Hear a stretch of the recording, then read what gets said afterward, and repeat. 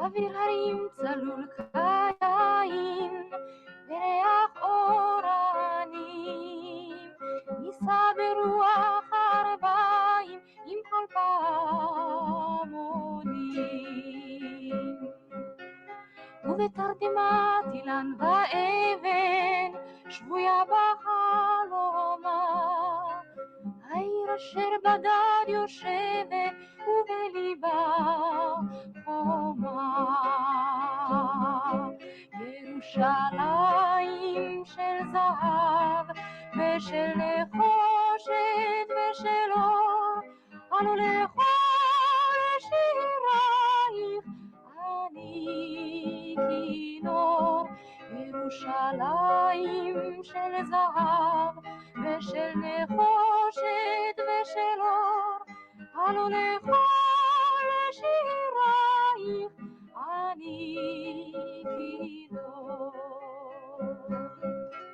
איך יבשו בורות המים, כיכר השוק ריקה, ואין פוקדת הר הבית בעיר העתיקה. ובמערות אשר בסלע מהלילות רוחות, ואין יורד אל ים המלח בדרך יריחו. ירושלים של זהב ושל נחושת ושל אור, עלו לכל שירייך אני כינור. ירושלים של זהב ושל נחושת ושל אור, עלו לכל שירייך אני כינור.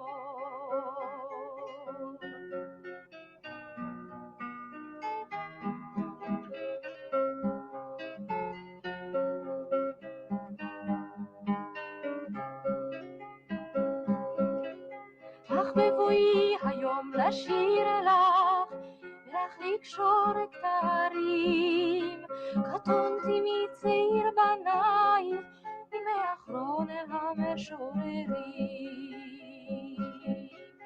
כשמך צורבת השפתיים כנשיקת זרף, אם אשכחך ירושלים אשר כולה זהב.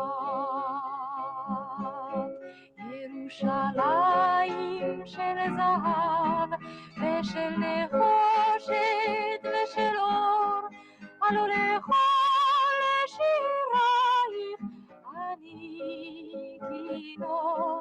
ירושלים של זהב ושל נחושת ושל אור, עלו לכל שירייך אני כינור.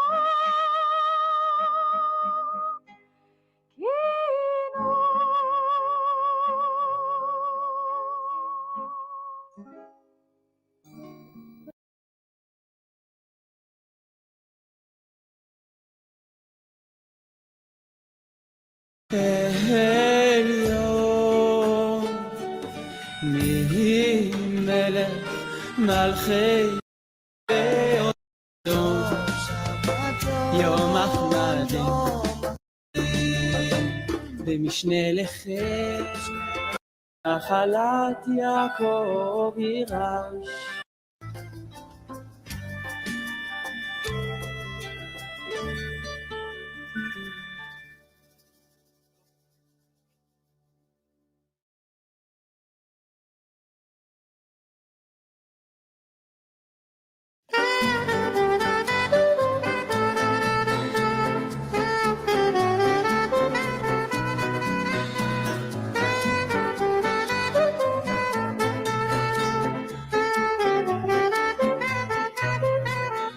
מה ידידות מנוחתך עד שבת המלכה, וכן נרוץ לקראתך בואי חלה נסוכה.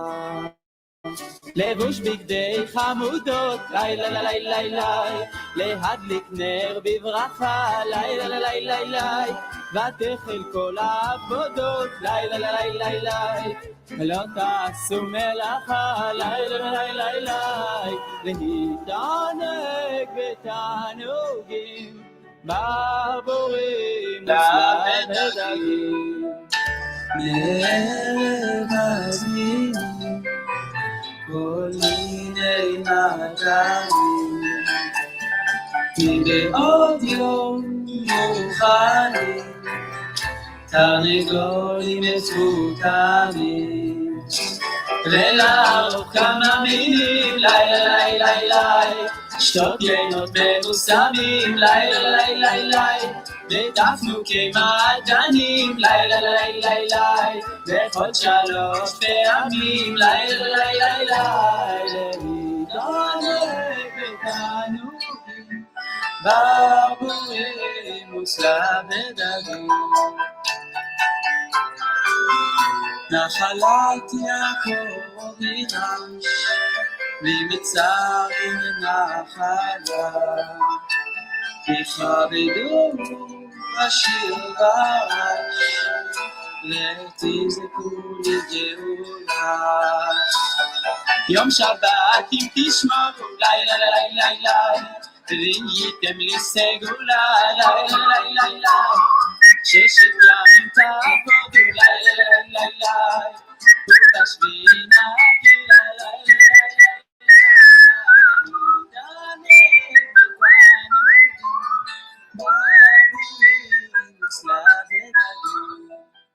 חפציך אסורים, וגם לחשוב חשבונות, תרמורים מותרים, ולשדך הבנות, ותינוק. Okay, let's do this. Shabbat Shalom, everybody. We're going to start our afternoon Torah study. We're having some technical difficulties this morning, shall we say. They've all been on Facebook, on YouTube, and right here on StreamYard. I must say that the best way to interact is by following the link to StreamYard. You can be brought onto the stream, which means you can talk. You can chat, you can share your screen. This is the best way. If you're watching on Facebook and YouTube, you can comment, but that's about it. And also when you comment, on some of the, I think it's on YouTube. Well, I'm seeing now that on Facebook, at least on the Facebook, it doesn't show who you are. So the best way to do it, I'm going to give you an example, would be to put your name and then your comment. Okay, so you don't have to if you don't want to, but if you want me to let you know who you are, I'll bring it up onto the screen. So put your name and then actually write your name, like I wrote Melech, : this is a comment, okay? That would be the best way. But whoever just commented it right now, I was able to see who it was. But I know on YouTube, I think it's not, whatever. You'll work it all out. But if you really want to participate, if you want to get involved in the Torah study, the best way is to follow the StreamYard link. Then I can bring you on. If you don't want your face on, yes, Ricky and April, I see you guys. You don't have to write your name each time because for whatever reason yours is coming up. I don't know if you're watching through the Facebook page or from the Facebook group, but whatever you're doing, yours is coming up. So again, if you want to come into the stream and participate maximally in the Torah study, that's the best way. Follow the StreamYard link, which you'll see in the description. And if you don't want your face on camera or your voice on camera, you just you can use your I think you have to come in with the mic and the camera on, but then you can turn it off or you can face it somewhere else or whatever the case may be. At any rate, let's get started. We were in Genesis 32. And we were looking at a lot of interesting things. Boy, it's just fascinating stuff. It never ceases to amaze me. And each time I teach, I can't tell you how much I learn. So I really appreciate these studies because I really get to learn a lot. Teaching is one of the best ways to learn learned a lot in Israel and in the United States. I've done a lot of private tutoring in various subjects, mostly mathematics and computer science, because that's my secular background, and a lot of religious topics such as Hebrew and Torah. So, okay, the focus is not about me, but about Yaakov. Let's get down to Yaakov. So we were talking about the meaning of the word Machanayim, and we were stating that often there are multiple reasons given for. I'm having a fly problem again this week, so every so often I may try to kill a fly. There were two flies. They had landed on me, and they were mating on my arm, and that really was getting a little bit disturbing.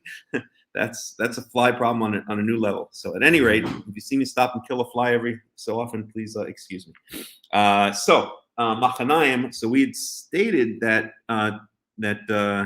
names in place names in the Torah often have multiple meanings behind them, or sometimes even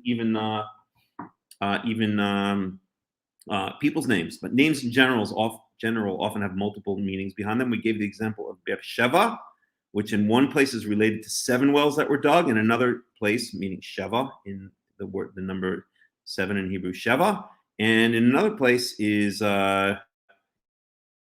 related an oath that was taken, and the word for oath is to take an oath, which also sounds Shavua, Sheva. They both sound about the same, and that was another reason given for the name Beersheva. Okay, so two reasons given for the name Beersheva. Well, here we have a place called Machanayim, and we looked into what Machanayim is. It's a place that's very well known and mentioned many, many times throughout the Tanakh.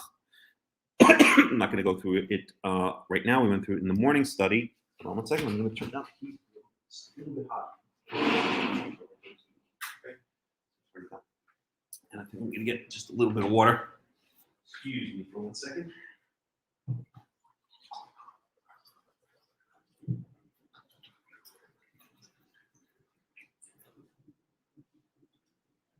So we have here the place named Machanayim. Machanayim is in Hebrew, it's in the dual form. The dual form is kind of, you could think of it as, hold on. No, missed it. You can think of it as kind of in between the singular and the plural. Everyone's heard of the singular and the plural. There may have been many people who have not heard of the dual because it's not a component of modern Western languages, but it is a component of many ancient and particular ancient Semitic languages. So Machanayim literally means two or a pair of camps, and we saw that there was already one reason given for this, and that was this chapter 32, verse 2. Yaakov kasher ra'am. So when Yaakov sees the angels of God, Machane Elohim Zeh, this is the camp of God, or this is the camp of God, camping place, or dwell in camp is the best translation actually. And he called the place Machanayim. So he says it's the camp of God. Angels appeared to him. He says this is the camp of God. Machane is camp in Hebrew, and he calls the place Machanayim, which literally means two camps or a pair of camps. Well, the theme of camps continues below. Yaakov is now approaching Esav, and his messengers come back with the word that Esav is coming towards him with 400 men, based on his past experiences with Esav. Remember, he had to flee the land of Canaan to escape Esav, who was out to get him, was out to kill him, and basically put a hit out on him, so to speak, put a fatwa on Yaakov's life. And so now it's 20 years later, but Yaakov is still scared. Why should he think that such a crass and unpredictable and impetuous and impulsive human being like Esav would be any different? Well, Esav does stay true to his nature. He stays true to his impulsiveness. Where the heck did that come from? Okay, let me get out of the way. He stays true to impulsiveness, and this time it turns out he's very friendly towards Yaakov, right? Very conciliatory and friendly. However, Yaakov doesn't know that yet. And so what he does is he takes his belongings and he splits them up into two camps. Two camps. Machane is a single camp. Machanot would be plural, many camps. And Machanayim would Machane. Okay? So another reason given for the this place name as Machanayim, that Yaakov takes his possessions and splits them up into two camps, or into two groups, saying that if Esav and his men attack and destroy one, then the other one can run away. Okay, so let's pick it up now I think we're in verse 13. We also spoke, and just one more thing, just by way of review. This prayer, starting in verse 9, Yaakov prays to God, and he references a couple of chapters earlier. I don't remember exact chapter and verse. We looked at it this morning. He references when God came to him while he was at the end of his stay in Padan Aram with Lavan. He references here in chapter 32, verse 9. He's referencing a dream that he had when he was back with Lavan at the end of his stay there, pretty much. And God comes to him in the dream and says, I am the God who appeared, or I'm fulfilling the oath that you swore to me, or at the Bet El, and I'm the God of Bet El, and go back to your land. Well, then we referenced further back to the original oath that was taken at Bet El. That was the famous Jacob's ladder, right? When he has the dream and the angels are going up and down the ladder, and Jacob takes an oath and he says, if you will give me food, and if you will protect me and give me food and give me clothing, and you will bring me back to my father's house and the land of my birth, then you will be my God, and I will tithe to you. So that's the original oath that was taken to Bet El, and that's now being referenced here. Okay, in verse 9, when Yaakov says, "V'yomer Yaakov Elohei Avi Avraham ve'Elohei Avi Yitzchak," it's a prayer. Yaakov is praying and saying, "Yehovah Haomer Elai," who is saying to me, "Return to your land and to your birthplace." And when did he say this? In the dream that we just mentioned. Not the original dream at Bethel, but the dream at the end of Yaakov's stay with Lavan. Etiva ve'etiva imach.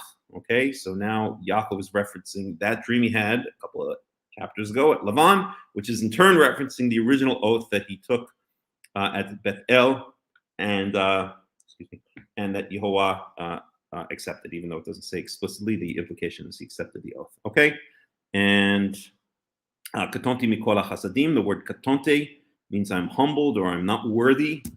Okay, and that was the tie-in to the song that we started with, which is one of my favorite songs of all times, Jerusalem of Gold, Yerushalayim Shel Zahav. And in the final verse, the song says, Katonti mitzir banayach umei acharon hamishorerim. I'm not worthy of all of your sons and all of the Achron HaMishorerim and the latest of your songwriters. At any rate, it's a poetic song. It's a poetic song, so it basically uses the same word katonti, which means I am not worthy of, and that's why I played Jerusalem of Gold at the beginning. So Yaakov saying he's not worthy of all that God has done for him, and that's it. We're going to pick it up now in verse 13. If anyone has any questions, please type them in, or come onto the stream and say them as you wish, okay? And we'll try to address them. So in verse 13, Vayalen sham belayla hahu. So Yaakov slept there that night. Wa yikach min haba biyado mincha le'esav achiv.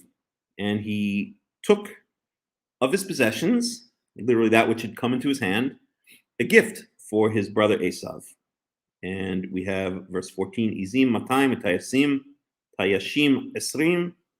So now we have a whole bunch of a list of different animals. Okay, I'm just going to skip that verse. Okay, but he takes a whole bunch of his animals, camels, cows, bulls, atonot, donkeys, esrim, erim is male donkeys. Asara v'yiten biad. We're in verse 16. We'll pick it up now. V'yiten biad avadav, eder livado. So he took all these different animals and he placed each one in a different. An eder would be like a flock. Okay, how do they translate it here?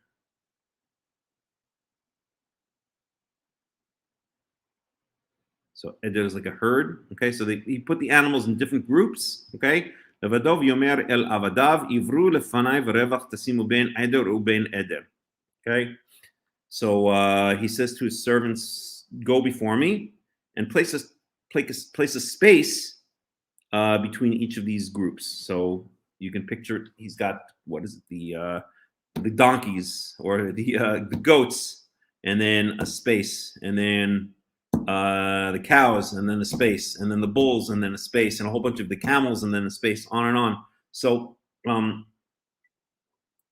it's like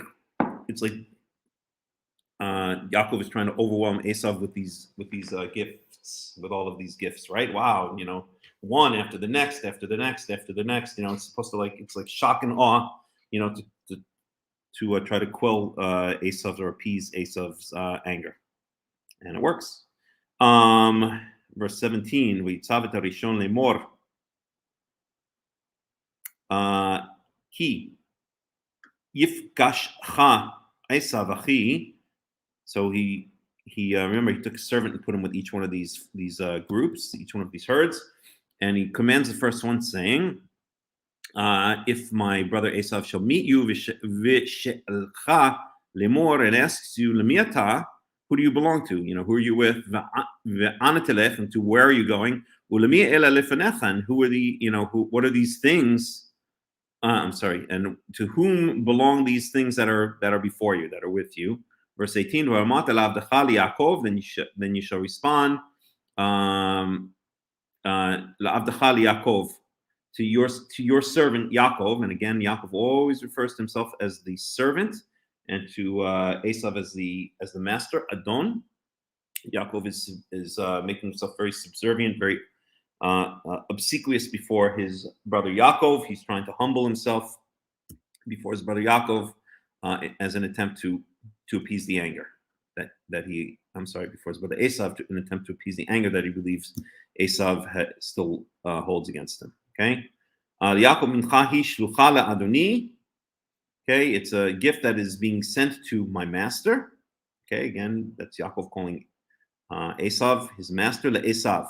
Hine gam hu acharenu. Okay, so he basically says, tell Esav, if you run into him, that this is from your servant Yaakov to my master Esav, and Yaakov is behind us. Okay, verse 19. V'yitzav gam et hasheni, gam et hashlishi, gam et kol ha'olchim acharei ha'adarim.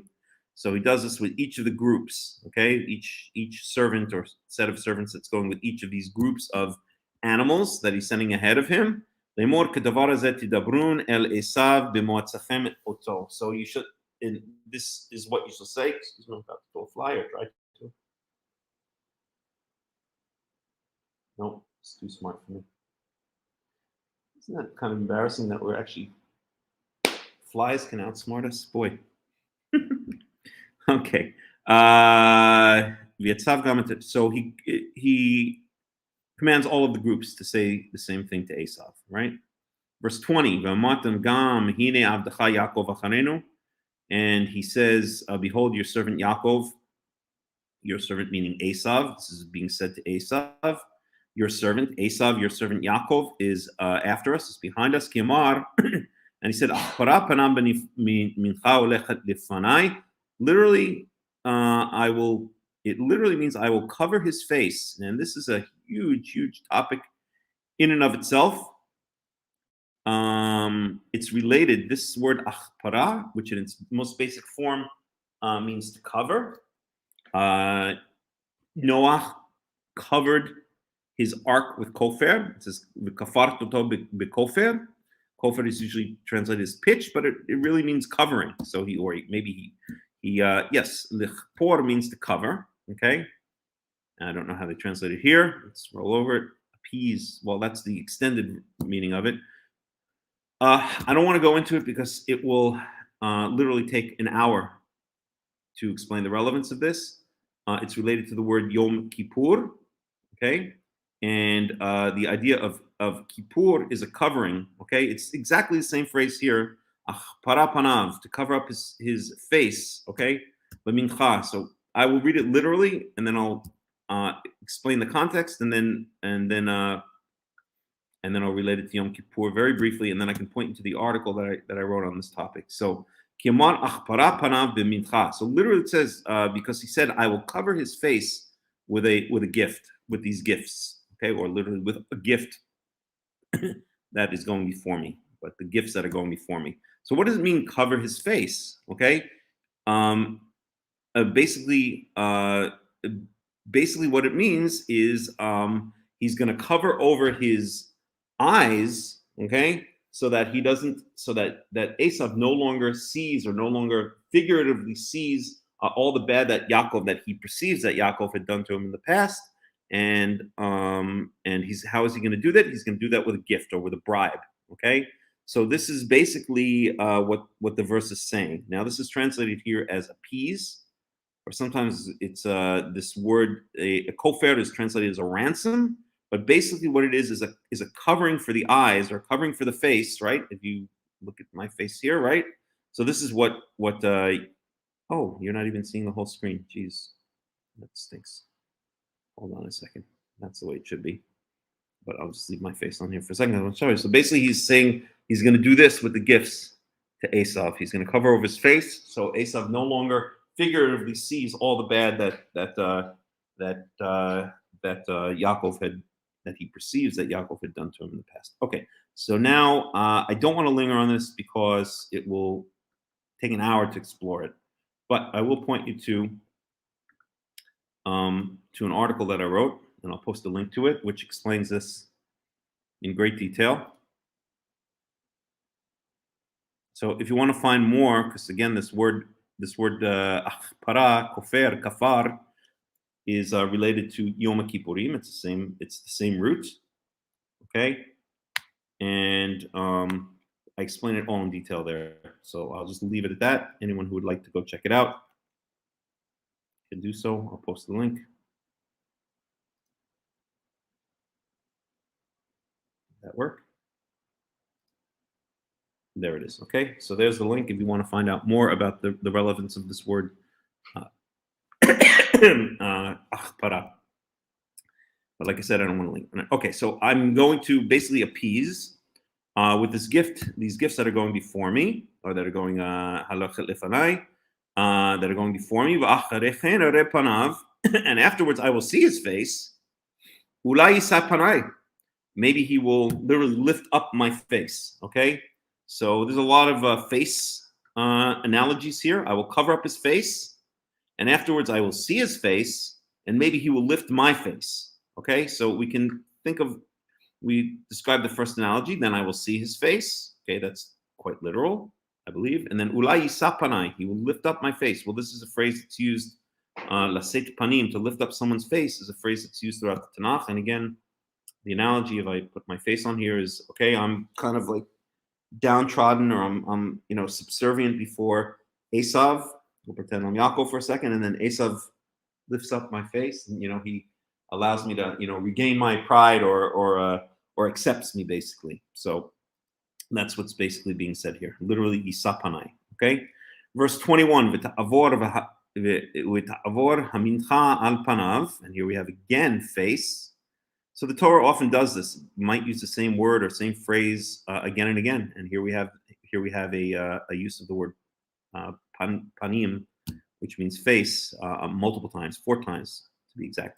Tavor mincha al panav, and the gift will pass. It literally says the gift will pass upon his face, but it really means before him, like he'll see it right in front of his face.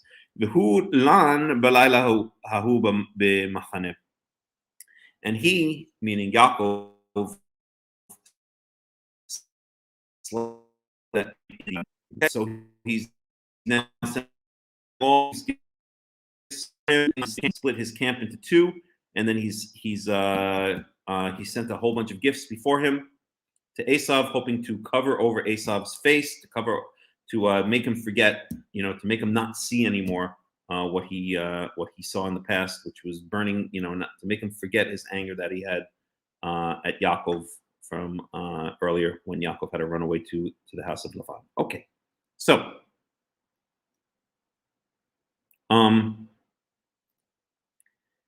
and now we get to this famous scene. verse 22, ויקם בלילה הוא, ויקח את שתי נשיו, and he woke up in that night, ויקח את שתי נשיו, and he took both of his wives, meaning Leah and Rachel, ואת שתי שפחותיו, and his two concubines, that's Zilpah and Bilhah and Zilpah, ואת 11 ילדיו, and his 11 children, Benjamin has not yet been born, ויעבור את מעבר יבוק, and he crossed the Jabbok Pass. Okay, the Jabbok River is a river that extends out of the Jordan, running towards the east. Basically, he's approaching the Jordan River at this time. Okay, we looked up the Jabbok before,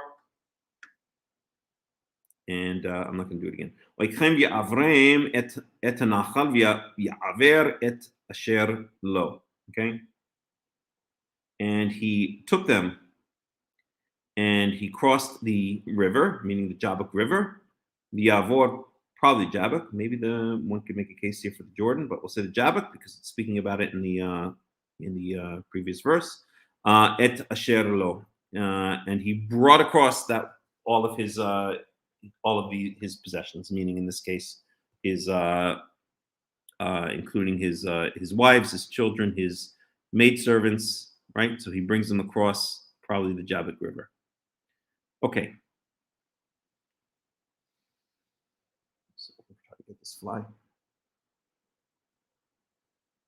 No, can't do it. Okay. Second. You got away. Okay. Yivater Yaakov levado v'yavek ish imo ad alot hashachar. And Yaakov remained by himself. So he sent everything he's already sent across, right? All of his possessions, everything. He's just remaining alone. Okay. V'yavek ish imo ad alot hashachar. Okay. And a man wrestled with him or struggled with him. Okay. In modern Hebrew, le'avek is wrestling. So wrestled with him a man until until the dawn, literally until the lifting of the darkness, the lifting of the black skies, the blackness. Okay. There's a famous Shlomo Carlebach song by this name, which I absolutely love. So let's see if we can find it. We'll play it.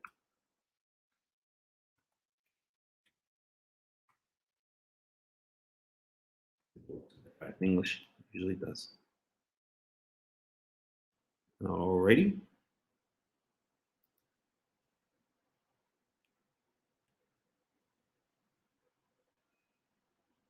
Oh, that's Facebook, YouTube.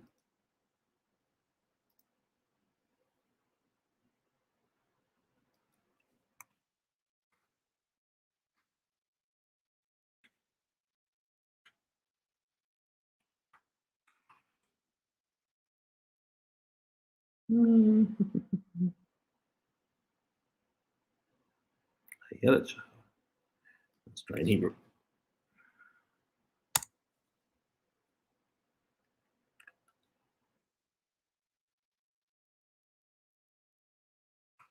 I have the Hebrew keys, so I have to kind of memorize it. There we go. Okay. Carlebach.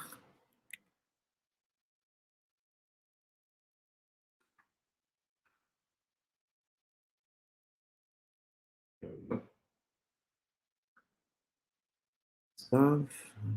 Is that right? I don't see it here. Let's try this one.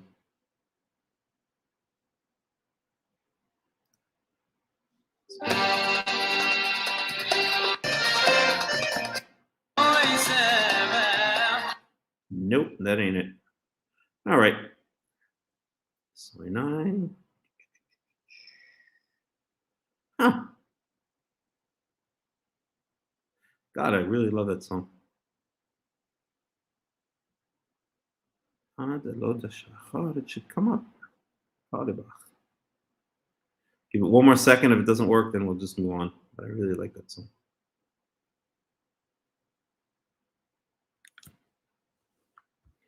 Chadodi. I don't know. Let's try this one.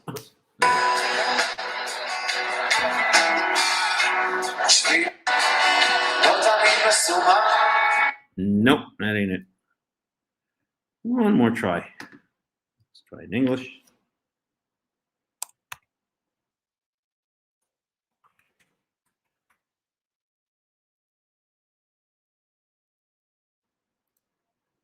Morchi nafshi es Hashem. Morchi nafshi es Hashem. Morchi nafshi es Hashem. Morchi nafshi es Hashem. Morchi nafshi, morchi nafshi, All right, I give up. nafshi es Hashem. Yeah. Morchi nafshi. Actually, I think I even have it set up wrong. Okay, let me just change this for 1 second. So do not share, stop screen, share screen, window. There we go. Boom. Okay. All right. I give up. So, oops. So let's get back to where we were. Okay. So, Yivater Yaakov Levado. Well, this is a song that I wanted to play. Let's try it one more time. I just love this song. Give it one more shot.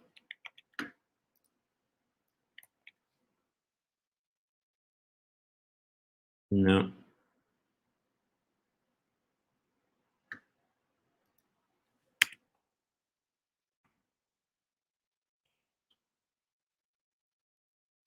Happening. All right, too bad. So,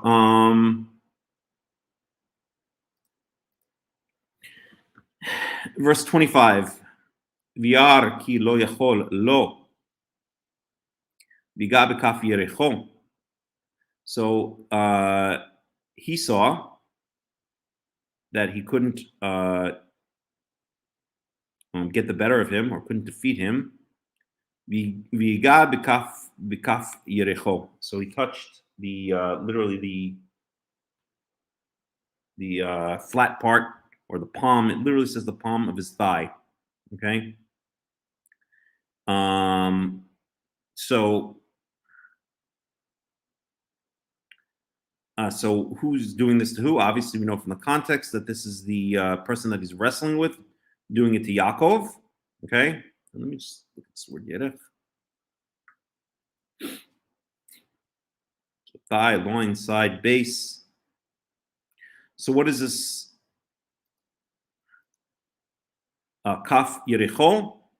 Well, it could be like the like the back of the thigh, like where the hamstring runs.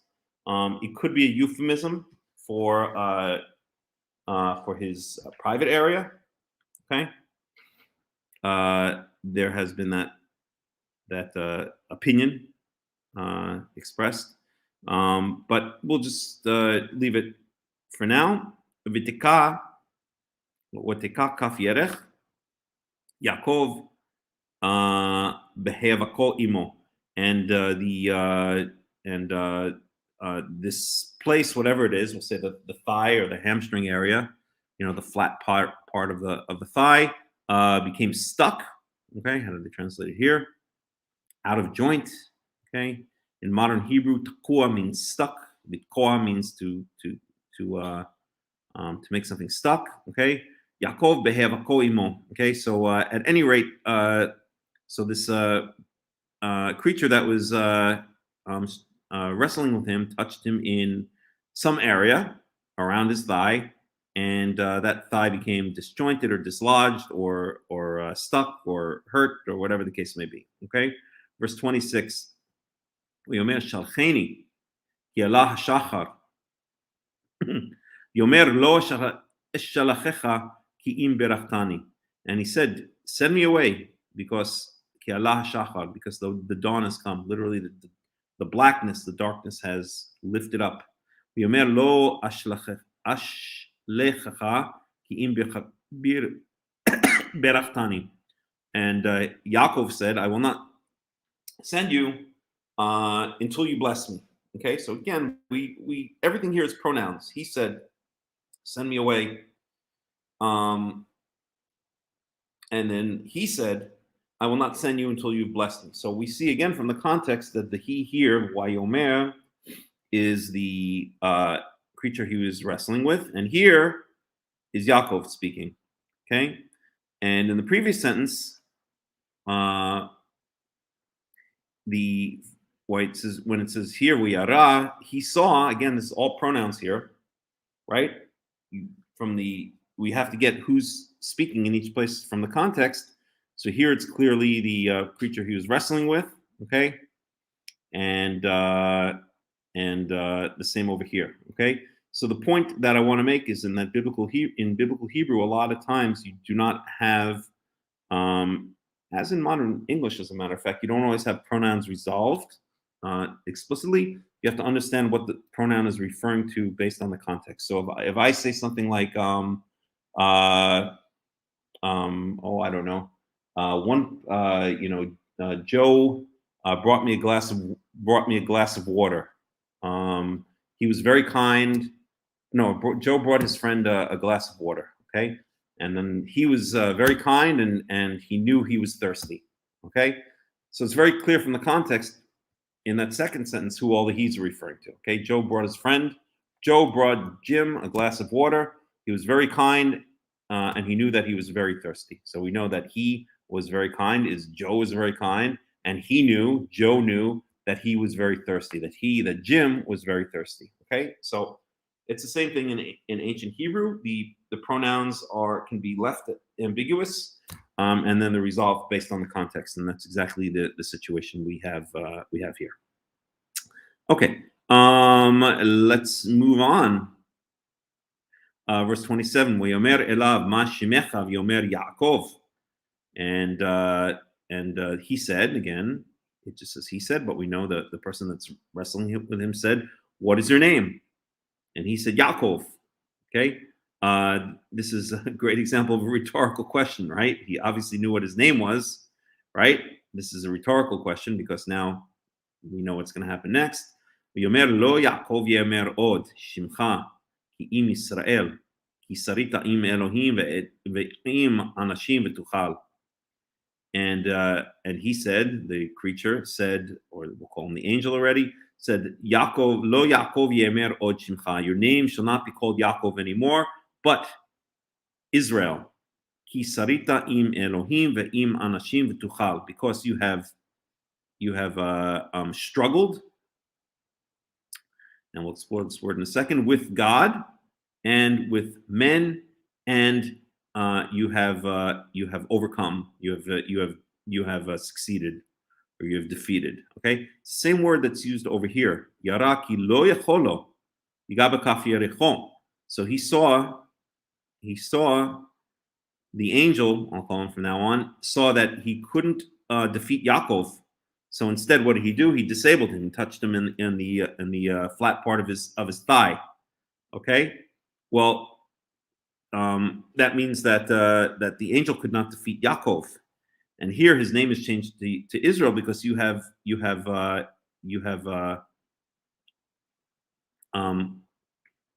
Sarita, you've struggled with God and with man, and you've emerged victorious, is the way it's usually translated.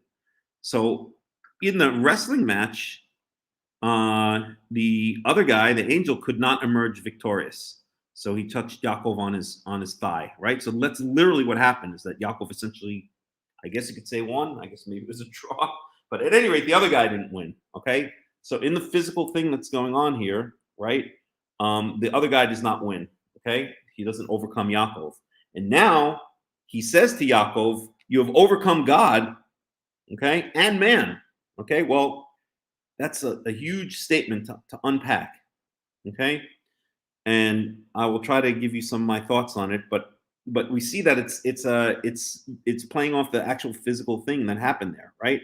That the angel could not overcome Yaakov. Yaakov overcame the angel by not allowing the angel to overcome him. In fact, the angel kind of admitted defeat by having to play a dirty trick. It's like It's like you're boxing someone in a boxing match, and you know that you're about to lose, so you kick him in the balls, and he goes down. Well, that's kind of what the angel did, so hit below the belt over here, and so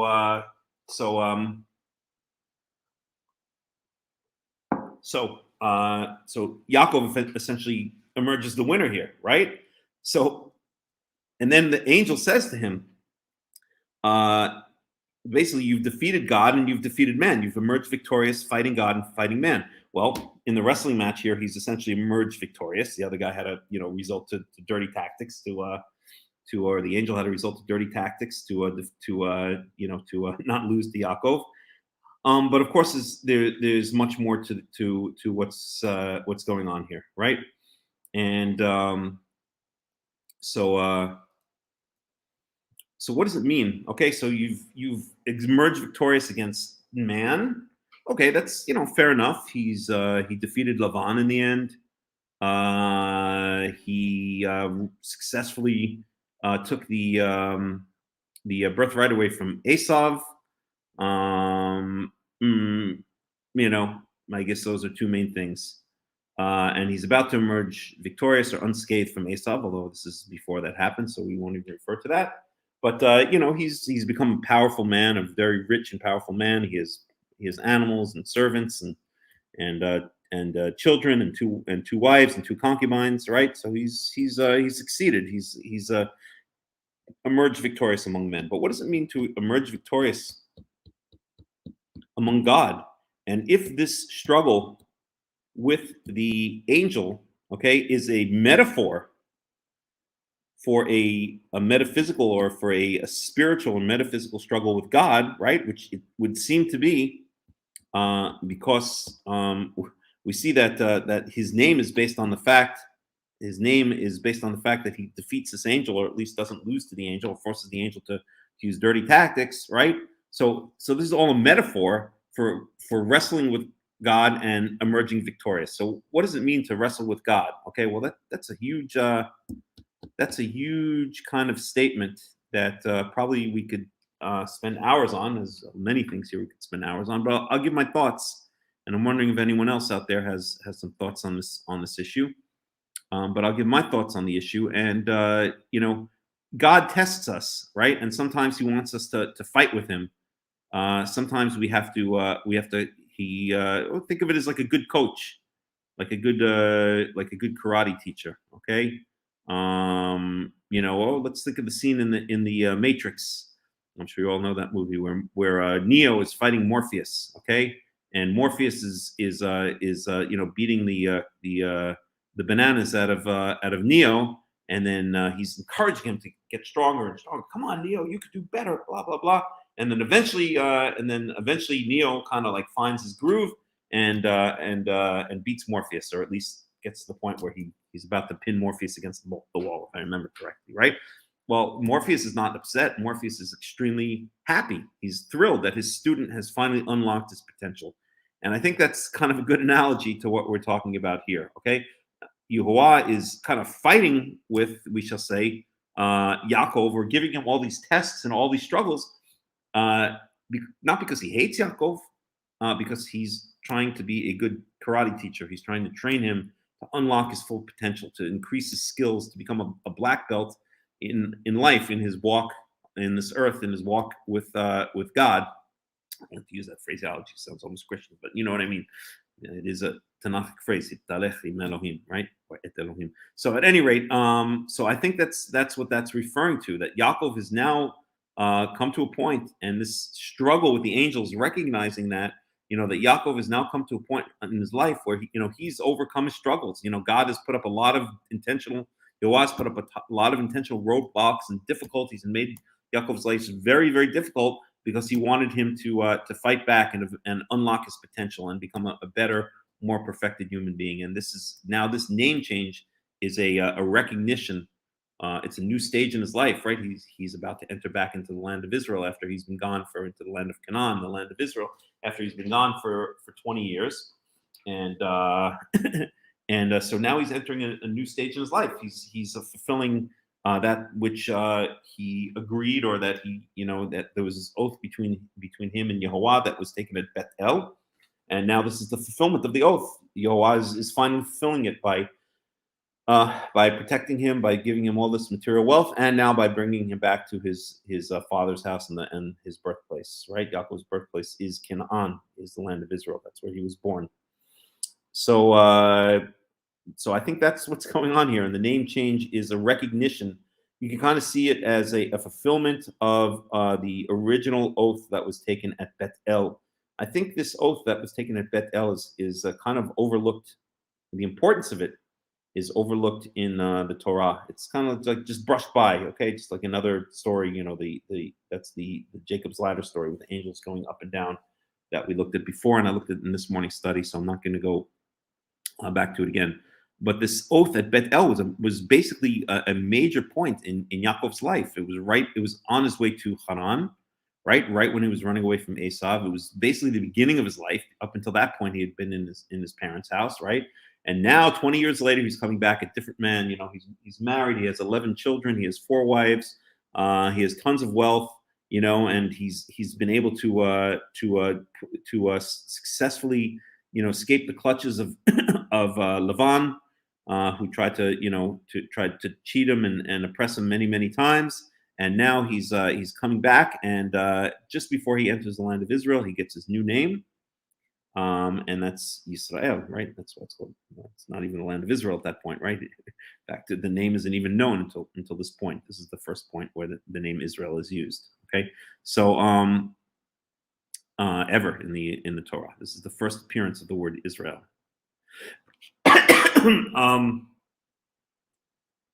So those are my thoughts on the issue. Okay, we see that all of the patriarchs, in a certain sense, struggled with Yehovah, sometimes explicitly.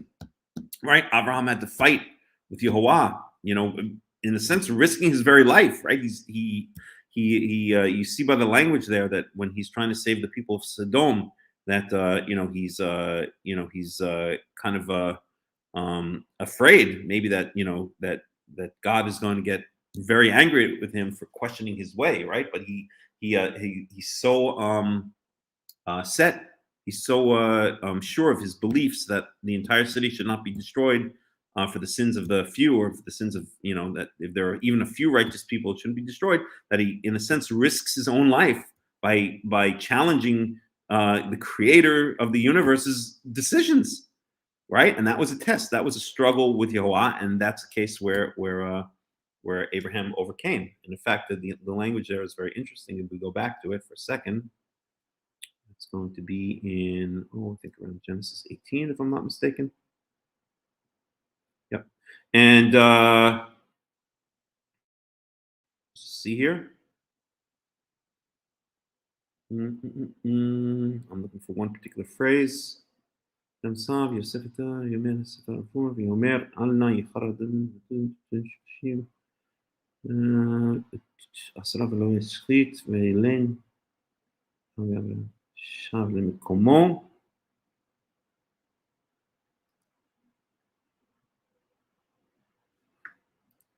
I can find it right now.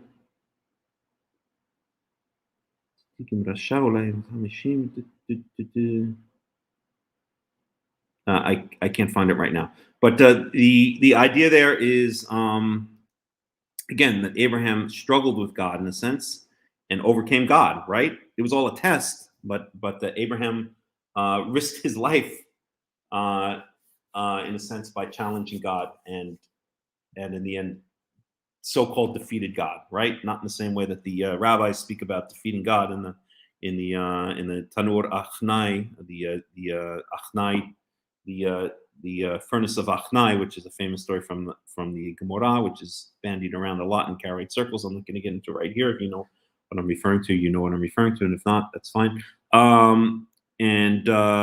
So it's the same thing. And again, listen, Abraham had a struggle also with Yehovah again when it came to sacrificing his son Isaac, right? That was a struggle to kill his only, to kill his beloved son, right? The only son of his beloved wife Sarah, right? he, in a sense, struggled with God and overcame. And in that case, the overcoming meant actually lifting up that ma'achelet, lifting up that knife, and intending to actually sacrifice his own son until the angels, reached out and told him to stop. Okay, so there's a lot of struggling with with God, and we can see in our own lives. We look at all the struggles that we've had to and continue to have to go through in our own lives, and we see that in a certain sense, it's like there's two elements to it, right? There's the Morpheus, black belt training his student Neo to unlock the potential. And there's also the kind of rebellious child who fights with his parents, right? Maybe it's a combination of both, right? So we might fight with our parents, and when we're young, right? Because we think we know better, or whatever the case may be, and in the end, we may so-called emerge victorious, and that emerging victorious is in many cases realizing, seeing their way, or realizing how right they were. Because they were older and wiser. It's like the old phrase goes, if I can remember correctly, when I was 10 years old, I thought my parents were the wisest people on planet Earth. And then when I became 15 years old, they got really stupid. And then when I became 40 years old, they got very wise again, right? So at any rate, a lot to say about this. Those are some of my thoughts on the issue. Does anyone else out there have any other thoughts on the issue? If so, put it in the comments. And if not, we'll move on. So, let me just see for a second give me 1 second. Let me see if Bruce would like to join us like he did last week.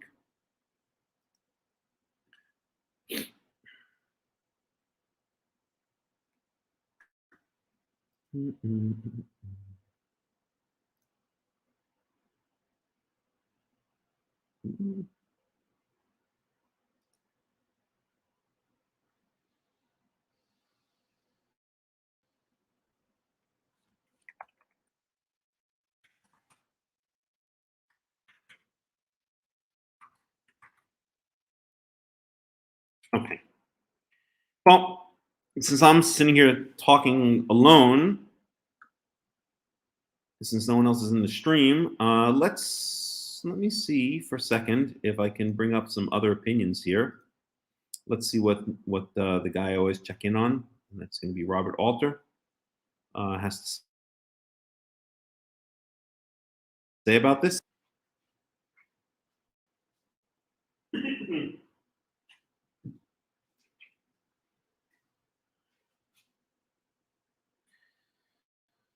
Alrighty. He always has interesting ideas.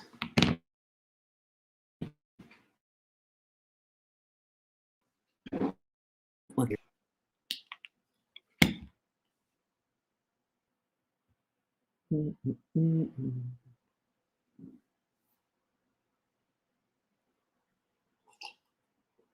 So, let's see where we are.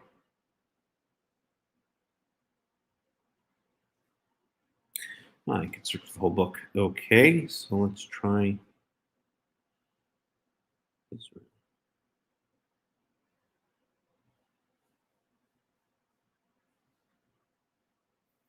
That's in Mark 12. All right, let's try it this way.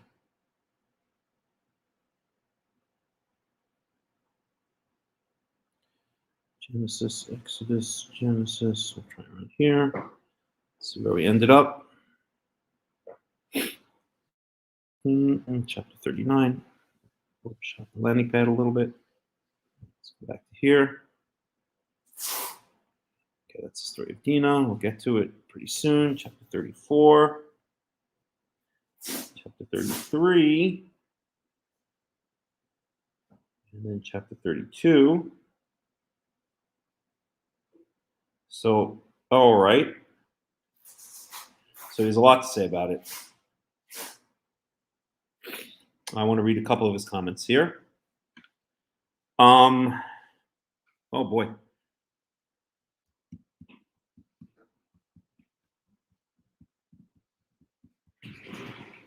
So So we'll start in verse 25, and I'm going to read some of Robert Alter's commentary here.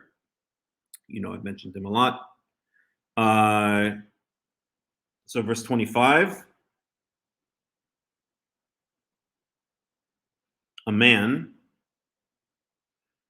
the initial identification, so we're talking about here in verse 25, okay, the initial identification of the anonymous adversary is from Jacob's point of view, and so all he knows of him is what he sees, that he is a man. That's referring to Ye'evek Ish, which means man with him.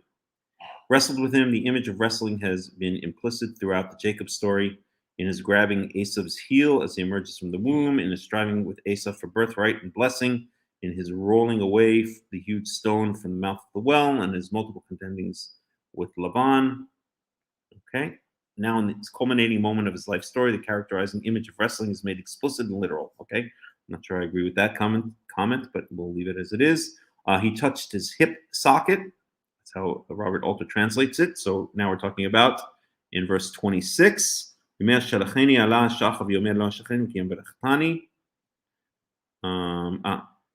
the numbering is a little bit different here. Okay. So Robert Alter translates that as hip socket. The inclination of modern translations to render the verb here as struck is unwarranted. That's this verb yiga, okay, which usually in modern Hebrew lingoa means to touch. Being influenced either by the context or by the cognate noun nega, which means plague or affliction, but the verb naga in the kal conjugation, in the simple conjugation, always means to touch or even to barely touch, as in modern Hebrew. And only in the PL conjugation can it mean to afflict.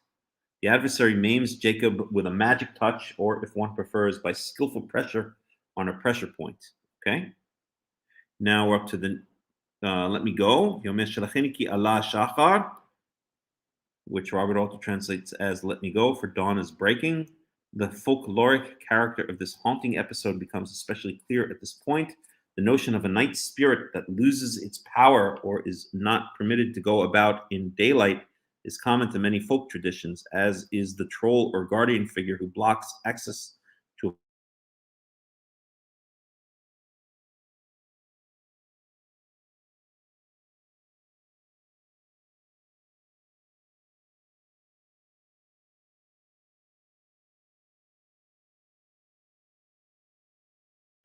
wrestler must be thought of as some sort of demon. I completely disagree with that. Nahum Sana, following the Midrash, flatly identifies the wrestler as the tutelary spirit of Esau, Okay, but the real point, as Jacob's adversary himself suggests when he refuses to reveal his name, is that he resists identification. Appearing to Jacob in the dark of the night, before the morning, when Esau will be reconciled with Jacob, he's embodiment of portentous antagonism in Jacob's dark night of the soul. God, I really hate that phrase. I'm so sick of hearing academics bandy around the phrase "dark night of the soul." But okay, I guess this is kind of the archetype of the dark night of the soul. In fact, they usually, I think, this is where they even took the phrase from, pretty much. He is obviously, in some sense, a doubling of Esau as adversary, but he is also a doubling of all with whom Jacob has had to contend, and he may equally well be an externalization of all that Jacob has to wrestle with within himself.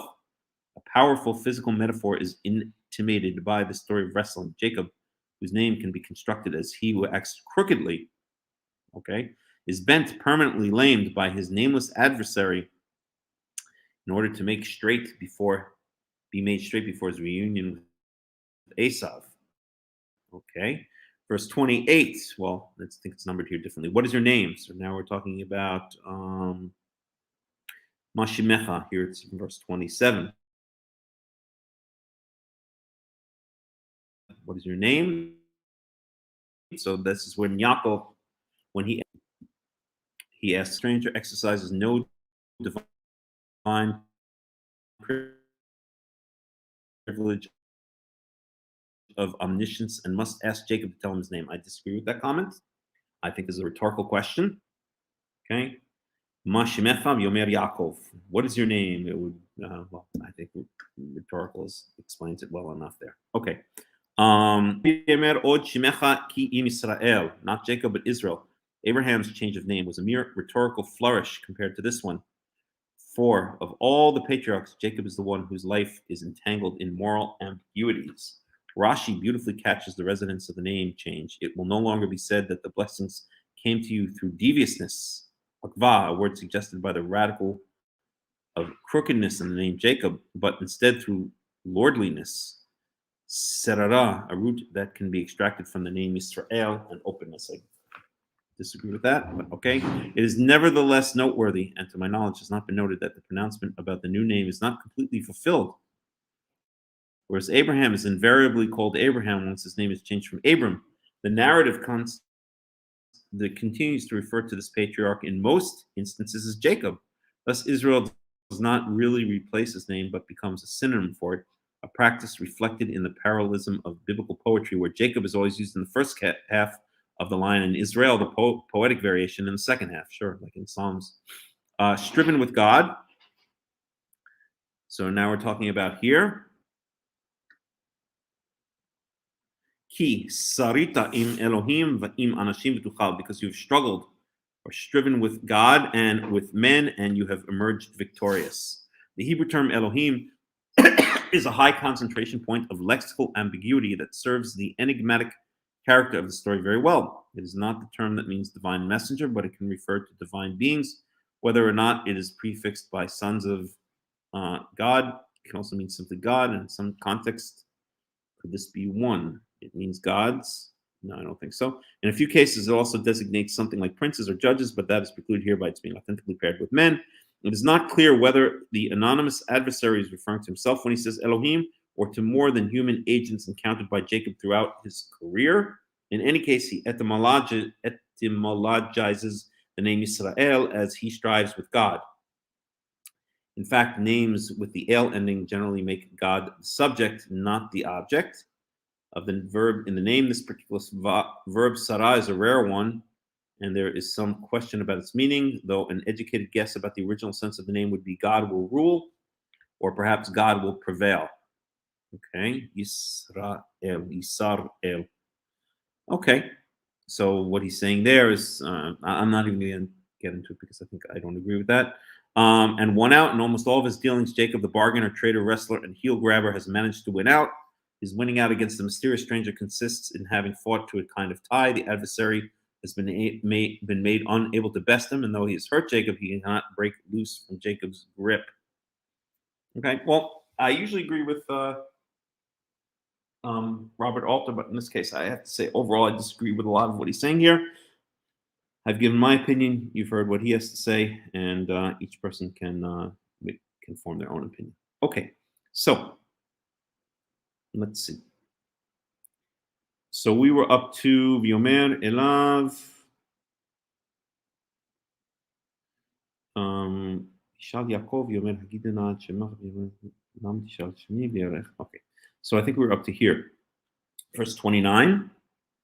So he asks, okay, Yishal Yaakov V'yomer Hagidena Shemecha. So now Yaakov asks him his name. Please tell me your name, or please tell your name. So we have here in verse 27, the angel, we'll call him, asks Yaakov what his name is. Ma shemecha? Yomer Yaakov. What is your name? And he said Yaakov. And now Yaakov asks the angel his name. Yomer Hagidana shemecha. Please tell your name. Yomer Lama zetishal lishmi. And the angel responded, why are you asking my name? And he blessed him there. He wouldn't tell him his name, but he blesses him. And that's the end. The guy's gone. Verse 30. Yaakov Shema Makom Peniel. And Yaakov calls the name of the place Peniel. Again, that's from Panim. Well, let me finish the verse here. Ki ra'iti Elohim panim el panim, because I've seen God face to face, panim el panim. So Peniel, panim, Pini from panim, face, and el is God. So the face of God is really basically what it means. Pnei el, okay, Pini el, and the vowelization is slightly changed as it is often in names, in making names, but it basically means the face of God, because I've seen God face to face with tinatzel nafshi, and I survived. Basically, my soul was saved. Okay, my soul was protected. So so he has an awesome experience where he sees God face to face. I guess referring to the angel that he fought, and again, as a fellow Hakham Yaakov ben Yisrael always points out, when God is speaking to human beings, it usually means an angel of God, and an angel of God are kind of used interchangeably, and I agree with that point of view. So Elohim panim el panim v'tinatzel nafshi. So the name of the place is Piniel, and obviously it's near Machanaim, right? Because he had camped the night before in Machanaim. He split the camps in Machanaim. So Piniel, let's see where this place is.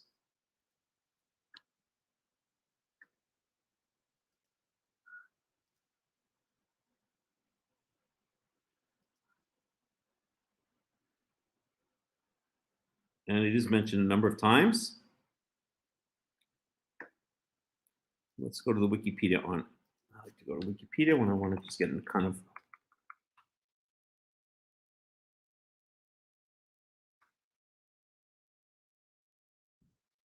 how do they spell it in English? Pinuel, Pinuel.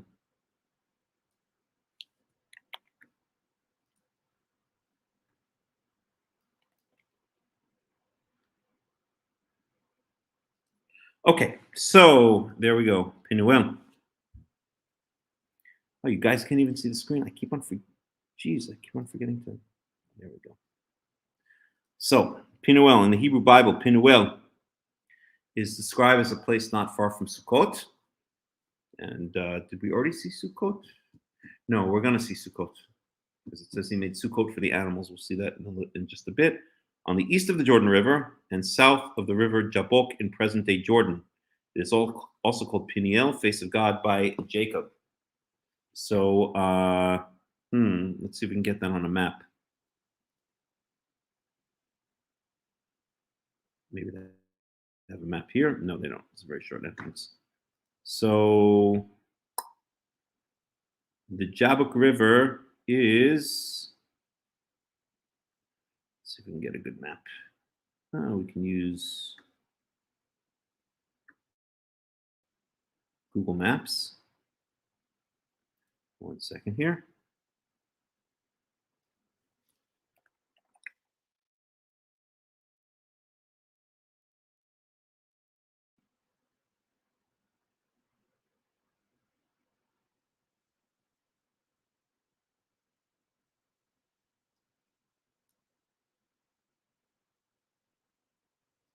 Alrighty. So let's bring this back up. Okay, so here's our Google Maps. There's Israel. So there are two tributaries to the Jordan River, which are mentioned repeatedly in the Tanakh. One is Nahal Arnon, and the other is the Nahal Yabok. This is the Jabbok River, right? So this is the river that Jacob crosses on his way back to the land of Israel. Let's see if we can find it here. So it's going to be around here somewhere. There's Zarka. Zarka is the name, is what they believe that river to be today. So it's going to be right around here.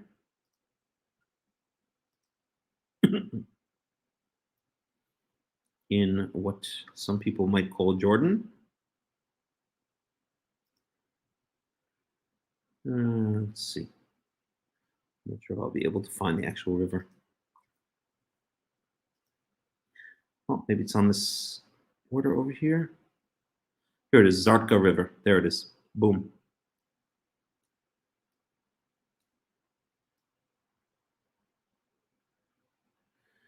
So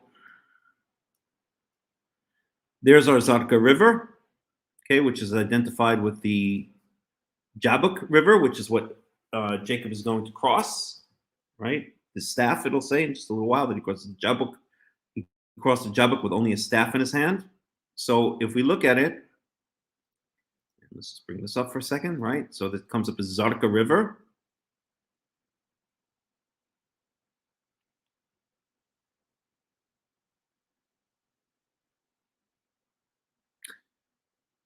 And if we look at the map here, so here's where it flows into the, no, where does it flow into the Jordan River? That's where it flows into the Jordan River. So again, let's back out a little bit. Okay, here's the Sea of Galilee up here, the Kinneret. Here's the Dead Sea. Here's the Jordan River, connects to both of them. And if we scroll in a little bit, then where did our Zarka River go? It's right along here, I believe.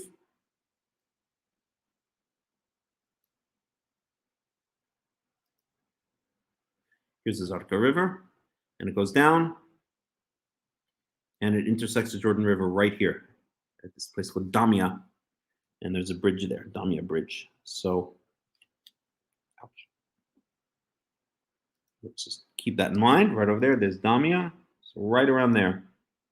So right around there is where the Zarka River or the Yabok intersects the Jordan.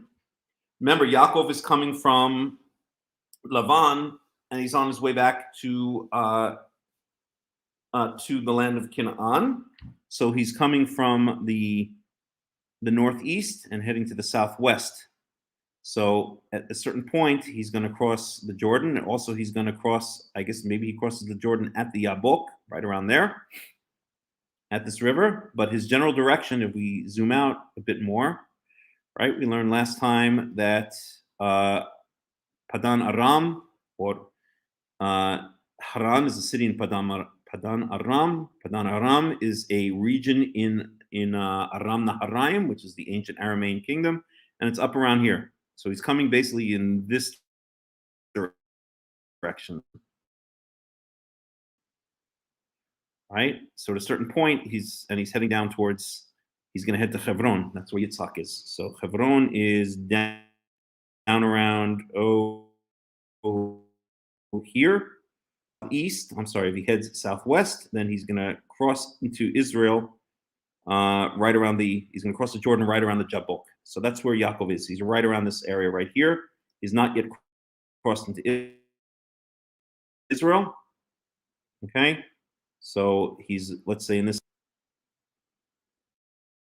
Now, let's get back to our. We're looking at Penuel. So it's just south of the river Jabbok in present-day Jordan. It's also called Peniel, face of God by Jacob. It is because I saw God face to face, and yet my life was spared. That's the verse we just read, Genesis 32:30. Right.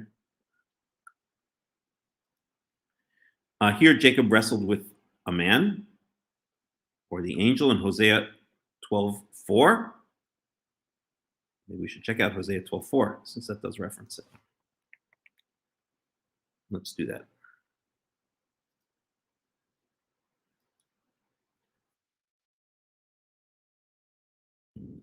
Excuse me.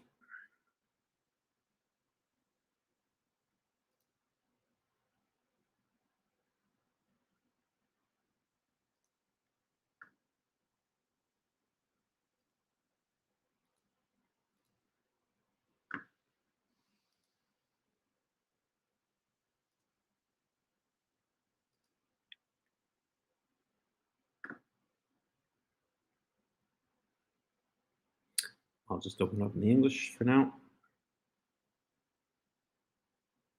He struggled with the angel and overcame him. He wept and begged for his favor. He found him at Bethel and talked to him there.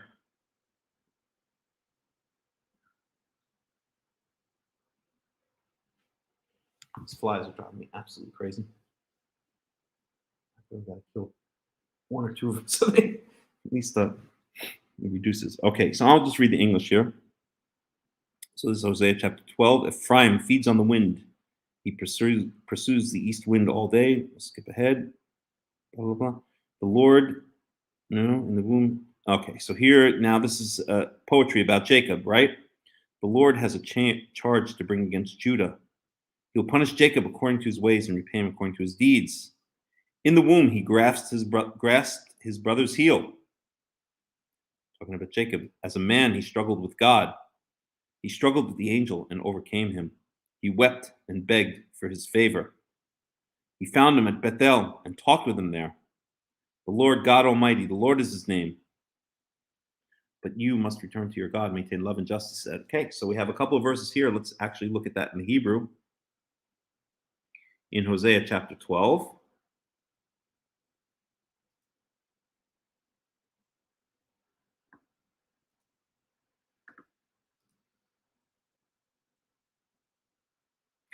And we're going to get an idea of what this prophet, how this prophet interpreted the various events, right? This is truly what you might call, I won't call it an oral law, but what the rabbis might refer to as an oral law. This is how Haggai, or Hosea, not Haggai, interpreted various incidents in Yaakov's life. Okay, so this is a true interpretation. This is the best interpretation. This is a prophet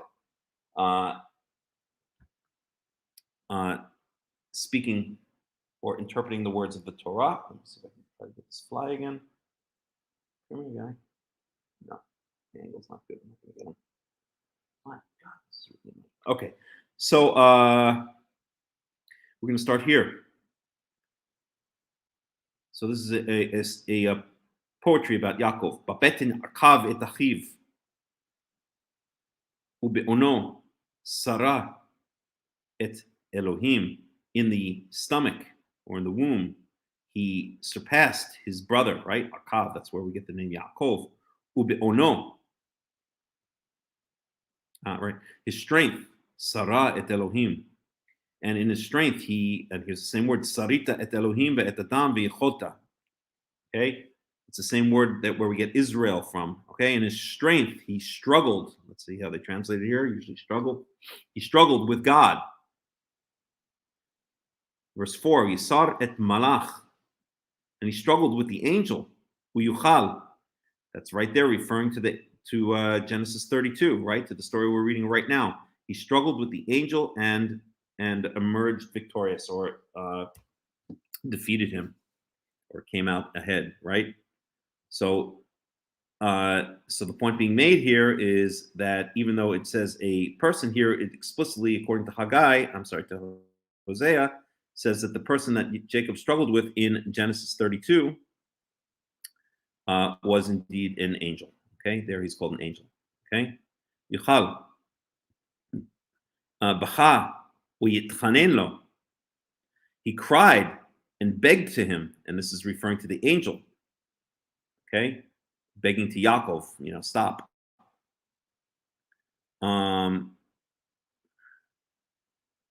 Bet-El yimsa'enu, v'sham yidaber imanu. He found him at Bethel.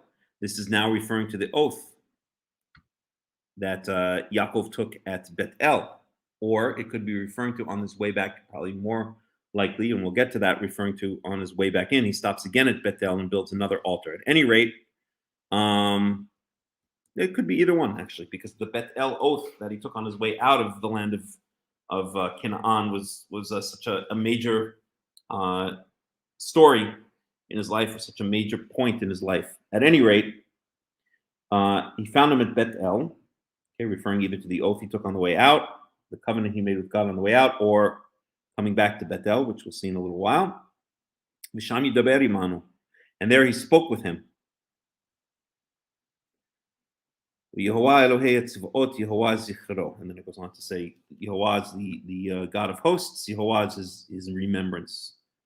Okay, so that's it. So we actually, so now this is a great way, okay, we've seen the interpretations of Robert Alter, we've seen the interpretations of Rashi, we've seen my interpretations, we've seen rabbinical interpretations, but here is Hosea's interpretation of Exodus, of Genesis 32. Okay? Right here. He struggled with God. He struggled with an angel and emerged victorious. The angel cried and begged him, or begged before him. He found him at Bethel. Okay, so that's that. That's Hosea. That brings us back to Penuel. This episode resulted in God or the angel changing Jacob's name to Israel. So this is where this wrestling happened in Peniel or Penuel, which literally means he who strives with God or God strives. According to 1 Kings 12:25, Yerovam, that was the first king after the kingdom split into two. Okay, right? Rehoboam and Jeroboam. Rehoboam was the first king, was Solomon's son, became first king over the split kingdom of Judah, and Yerovam was the first king over Israel, the northern kingdom. Jeroboam built Penuel when the tribes separated from Judah. In the scriptures, it is identified both as an El site and as a Yahwist site. Okay, the men of this place refused to give bread to Gidon and his 300 men when they were in pursuit of the Midianites. Judges 8:1-21. On his return, Gidon tore down the tower there and killed all the men of the city. When the northern kingdom broke away from the united monarchy, Jeroboam, its first king, established his capital in Shechem. A short time later, he left Shechem and fortified Penuel, declaring it as his new capital. 1 Kings 12:25. He and his son Nadav ruled there until Baasha seized the throne in 909 BCE and moved the capital to Tirzah. 1 Kings 15:25-34. Penuel is also a common name given to males in Assyrian culture. Some scholars consider that the material of Genesis 32-35, including the account of Jacob being renamed Israel at Penuel, may be a later addition. Blah blah blah blah blah. We won't even go there. So so Penuel is mentioned a number of times, right? So that's Penuel. Let's unwind. Let's get back to here.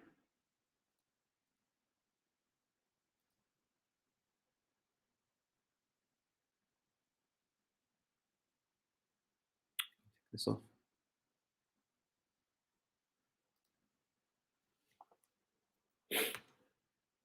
Ki ra'iti Elohim panim etzel nafshi. We read that. Verse 31, Vayizrach lo hashemesh. And the sun came out, basically. The sun rose. Kasher avaret Penuel. As he passed through Penuel, yu tzolea al Yericho, and he was limping on his thigh, Yaakov. Verse 32, Al ken lo yochlu bnei Yisrael et gid hanasheh. Therefore, the children of Israel do not eat the gid hanasheh, usually translated as a sciatic nerve.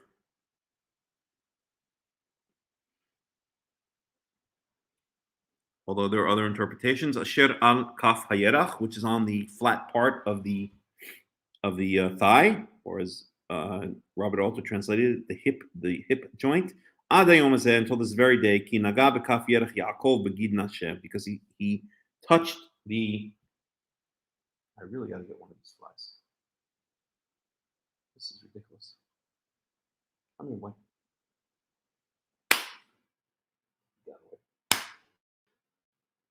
I'm just gonna beat myself up. All I'm doing is slapping myself. God, I hate flies. Okay. So this is the reason we don't eat the gid nasheh.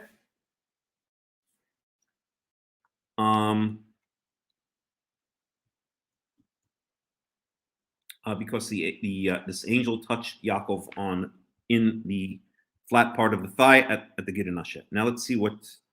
So gid nasheh is usually translated as the sciatic nerve. That's this sucker over here. It's a disease called sciatica, right? There we go, sciatica. A major nerve. Let's go to Wikipedia for a second. Sciatic nerve.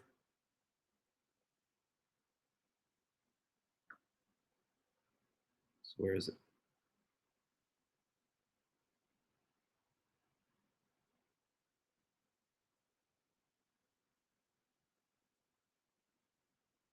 Runs alongside the hip joint and down the lower limb. So there it is. This is sciatic nerve.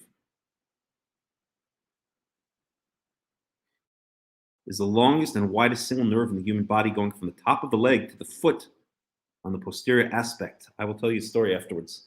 The sciatic nerve has no cutaneous branches for the thigh. The nerve provides the connection to the nervous system for the skin of the lateral leg and the whole foot. The muscles of the back and the thigh and those of the leg and the foot is derived from spinal nerves, blah, blah, blah.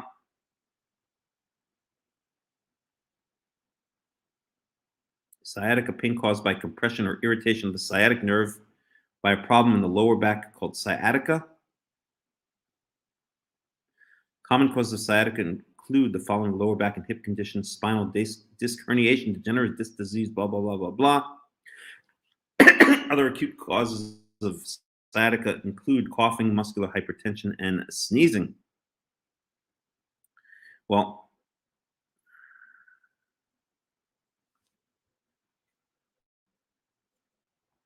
that's what happened to me, probably from muscular hypertension.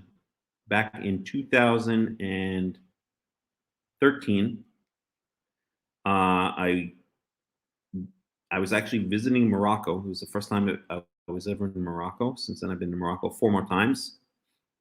I've spent close to a year of my life in Morocco, on and off.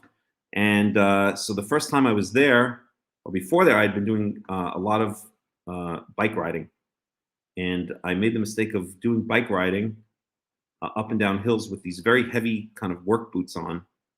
And apparently what it did is it caused this muscular hypertension. It caused the muscle in my thigh, or the muscle in my thigh, to, I guess, overwork itself. And this inflamed the sciatic nerve. And the pain that I was in, so that it actually kind of lay dormant for a while. And on my second to last day in Morocco, it just suddenly, my sciatic nerve started I was inflamed. It just felt like, I don't even know how to explain it. It felt like someone had taken a fire starting from my thigh and down to my foot and like lit the inside of my leg on fire. I was in such pain. I can't even tell you. So much so that I actually had to stop. I was driving back to the airport. I remember in Casablanca, I was up in the Atlas Mountains south of Marrakesh, and I was driving to the airport back in Casablanca, and I had to stop every so often, and I had to lie on the back seat of the car with my leg out the window in order to allow the inflammation to kind of release itself. Anyway, it was a whole long story. I actually had to stay home. I was working at that time doing computer programming in a particular company, and I had to stay home for 5 weeks as the inflammation slowly reduced itself, which I did by eating basically an organic vegan diet high in anti-inflammatories like turmeric and ginger and some other things. It was a whole long story, but it was absolutely ridiculous. So, but to this day, I mean, I never had it checked out officially, which I was going through an anti-doctor phase and then like a natural cure phase, but I'm pretty sure it was sciatica, and it is one of the most painful things I've ever experienced in my entire life. I would not wish it on my worst enemy. I even remember for about it was about 5 weeks before I was able to go back to work. I was working from home at the time. I remember for about the first week, I could not sleep at night because I had to put my leg up on top of my other leg in order to stop the inflammation. Any rate, whole long story, but definitely a memorable experience. And then slowly it subsided. I couldn't even walk. I remember I couldn't even walk to the bathroom, barely. I had to like kind of drag myself on the floor. But week after week, for a total of about 5 weeks. After 5 weeks, I was able to go back to the office and work. Any rate, neither here nor there. I guess the point relating back to the story is that if anyone has ever had pain in the sciatic nerve in the Gid Hanasheh, if it is indeed the sciatic nerve, then it is one of the most painful things. I don't think I've ever experienced anything as painful in my entire life, pretty much. Maybe one or two other things that I can remember, but that is extremely painful. And so here Yaakov is limping, and we don't, because of this pain that was caused him, we don't eat the sciatic nerve to this day. I'm curious to see how Robert Alter translates Gid Hanasheh, because it's certainly far from a foregone conclusion that this is speaking about the sciatic nerve. But let's see. So verse 31. Well, the counting is a little bit different here. Piniel. The name builds on face to face. Panim el panim, the face component being quite transparent in the Hebrew, right? God, again, the term is Elohim. There's no way of knowing whether, okay, I come out alive. Okay. The sun rose upon him. So now we're talking about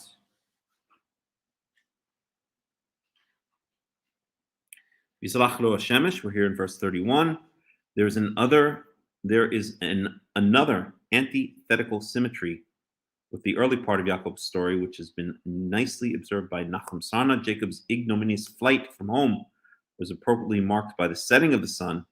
Fittingly, the radiance of the sun greets the patriarch as he crosses back into his native land. Right, when Yaakov is leaving his father's house, it says the sun set, and he came to this place, and that turned out to be Bethel. That's where he camped at a certain place, and that turned out to be Bethel. Okay, interesting. He was limping on his hip. The encounter with the unfathomable other, another thing I hate when academics speak about the other and the dark night of the soul. I really can't stand hearing either of those phrases anymore. Leaves a lasting mark on Jacob. The physical note resonates with the larger sense of a man's life powerfully recorded in his story. Experience exacts many prices, and he bears his inward scars as he lives out onward. His memory of fleeing alone across the Jordan, his fear of the brother he has wronged, and before long his grief for the beloved wife he loses, and then for the beloved son he thinks he has lost. Okay, verse 33. Therefore the children do not eat the sinew. This concluding etiological notice is more than a mechanical reflex. For the first time after the naming story, the Hebrews are referred to as the children of Israel. Right, this is the first time that we see the phrase Bnei Yisrael. Al ken lo yochlu Bnei Yisrael.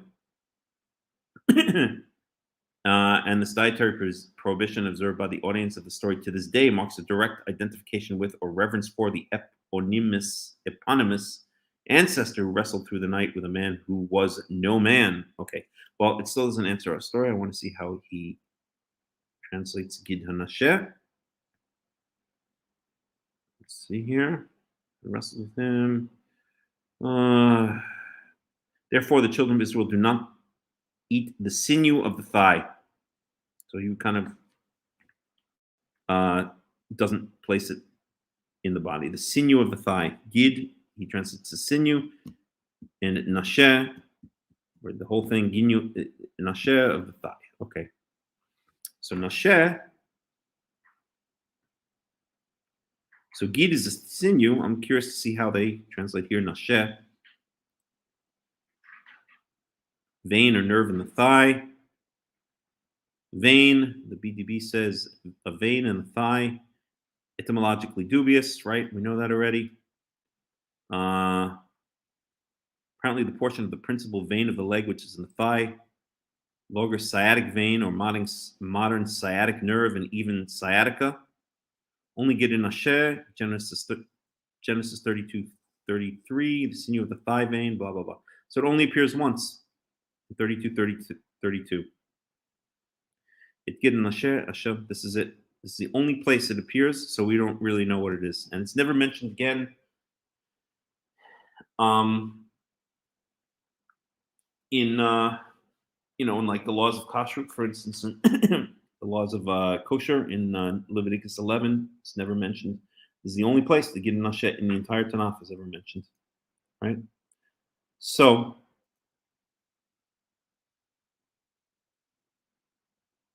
yeah. So that's chapter 32. Now we move on to chapter 33. Does anyone have any questions or anything they would like to say? Okay, I'm going to take about a 5-minute break. I just want to grab a glass of water and rest my voice a little bit. And I wish we could find that song from Carlebach. Boy, do I wish. I wonder what it's called. Let me see here. Carlebach.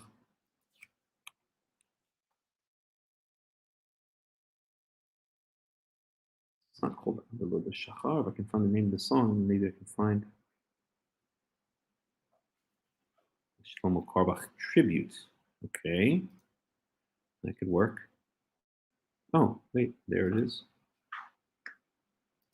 Los Shachar. Alrighty, let's see if this works.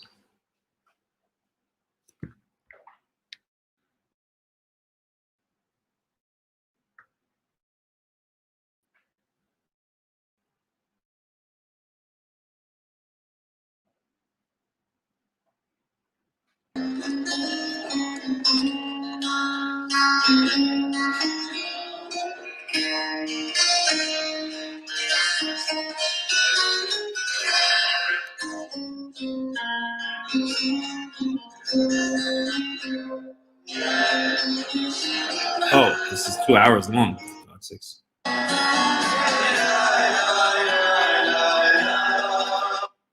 That's 2 hours long. That's not going to cut. That's not going to do it. Let's try this.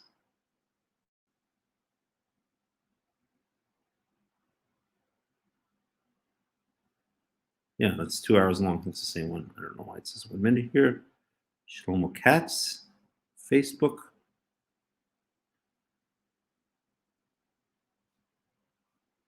So Alos HaShachar. Let me see if I can grab this. Look for it on YouTube.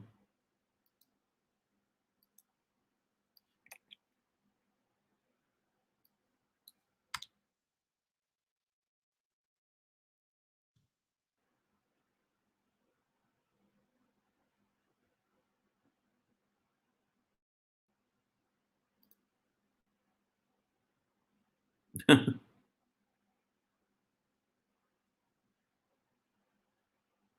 don't know. Let's try this one. Mixed by DJP. That doesn't sound very promising, but we'll give it a try. Oh my God.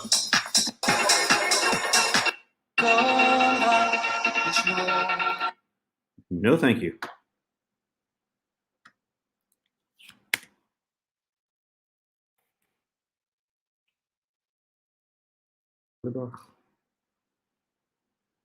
Sadi Sel Parnas, Kalebach, Salim, Shin Chitar,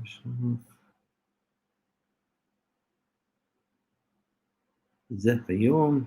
I don't know why I can't find it. It's a very popular Shlomo Carlebach song.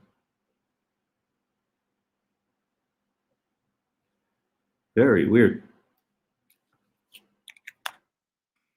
One more thing.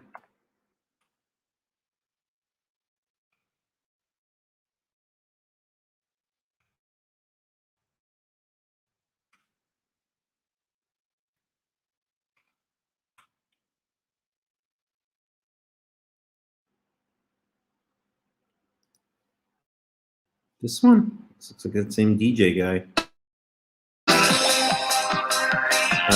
No, thank you.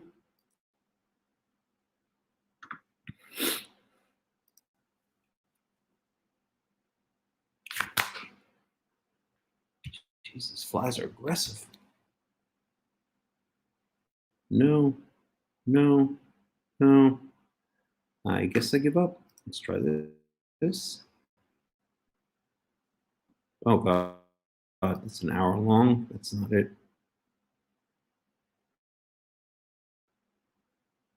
I don't know. I give up. It's weird. All right. Well, that's that. So I'll put something else on, I guess.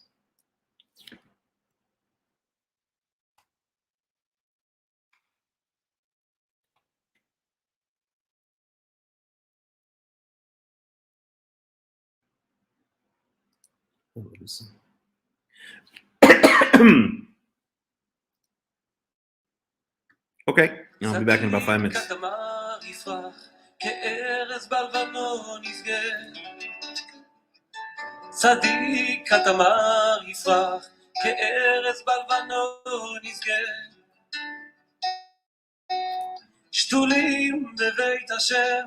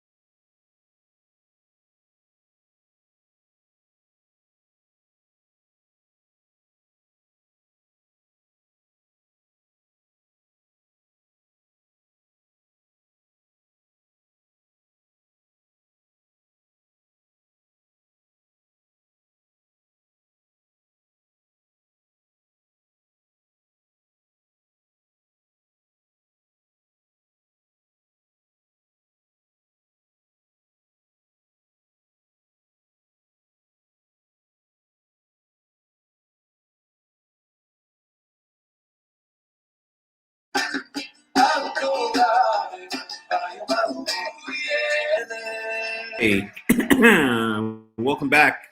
This is Hakham Melech ben Yaakov of the World Alliance of Qara'im, and we are going to be continuing our Torah study. We'll go for about another. Oh, this is supposed to be charging. There we go. We'll go for about another hour or so, I would say, and then we'll call it quits. So, does anyone have any questions or comments that they would like to add?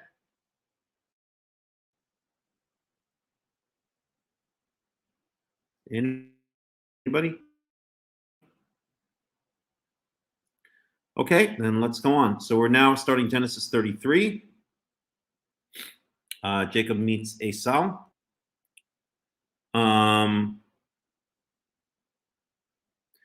So verse 1, Vayishlach Yaakov Enau, Uyar Vehine Esau ba. So Yaakov lifts up his eyes and beholds that Esau, his brother, is coming, and with him are 400 men. Okay, so we've seen this number 400 men before. If I can find it, let me close off a little bit of this stuff. Boom. Boom, gone. Don't need this either. So, in the case of the 5 kings versus the 4 kings,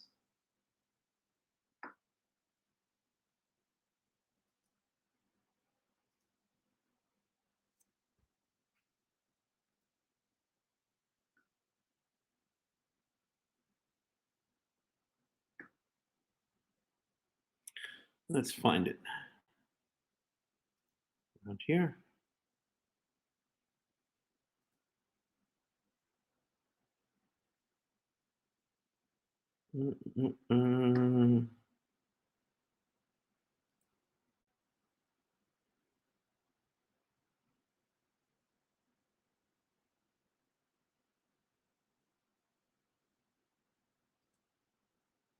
It's before this.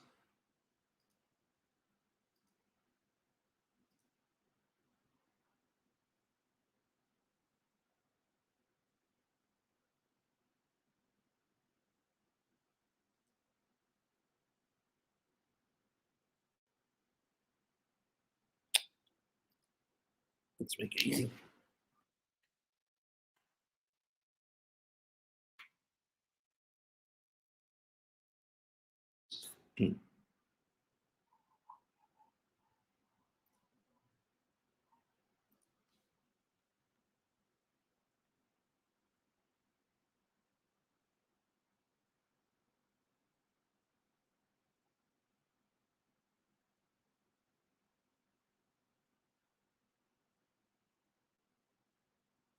Oh, my mistake. It was 300. For some reason, I thought in my mind it was 400.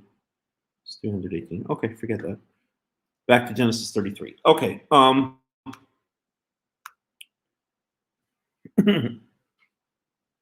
Okay, so now Esau is coming at Yaakov with 400 men. He cut in half, or he divided in 2. I'm just very curious about the etymology of Yachatz. Let's see what we have here.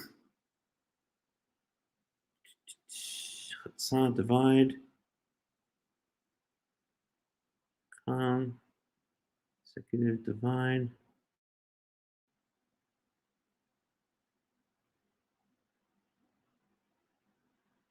Divide about half, reach to the midst. It's not going to say here. Okay, forget it. So I'm curious if it means just divide in general or to divide in half. Because in modern Hebrew, as I mentioned in this morning's story, chatzi is half, right? So lachatzot would be to cut in half. I'm also curious if it's somehow related to the word hetz, thing in 2. I don't know, just speculation, but this is not the place to find it. Anywho, so he split in half the children. Alea wa Rachel wa al shtei shfachot.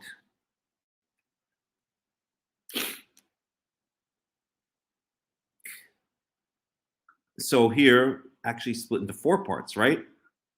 Leah's children, Rachel's children, and the 2 concubines.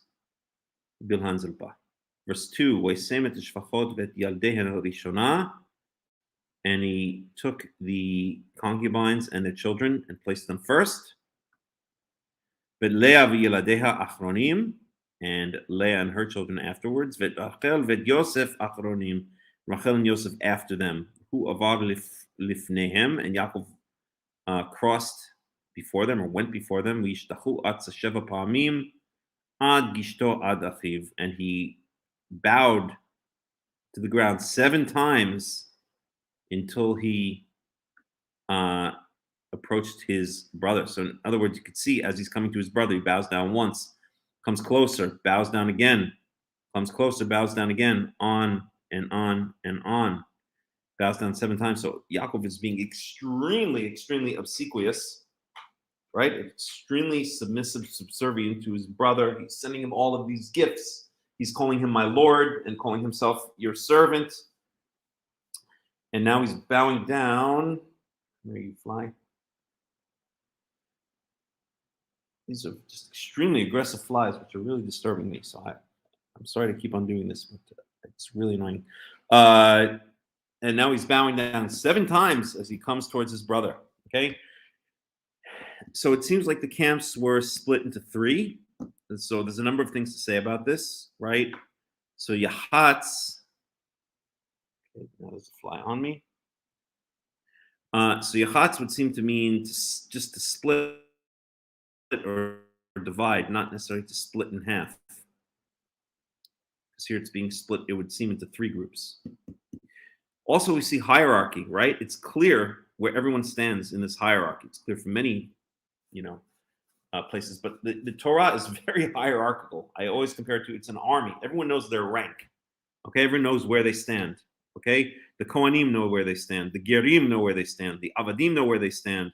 The various tribes know where they stand in the pecking order, right? Yosef is definitely the chosen child. He's at the top. And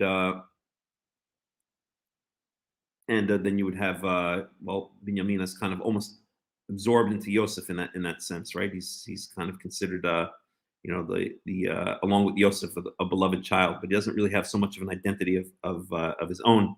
And then you have definitely a pecking order with Yehuda, Shimon and Levi.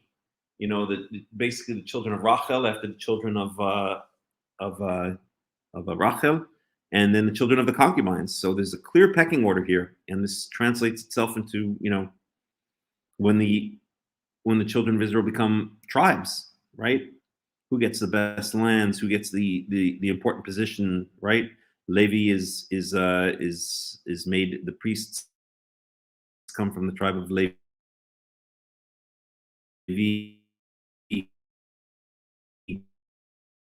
From Yehuda comes David eventually. The choice lands are given to Yehuda, right? Jerusalem is in the tribe of Yehuda. Well, David is chosen from the tribe of Yehuda. Yosef is given a massive amount of land. It's very important to remember that it is almost like an army. It's very much a hierarchy. Showing the screen now. Here we go. So, yeah.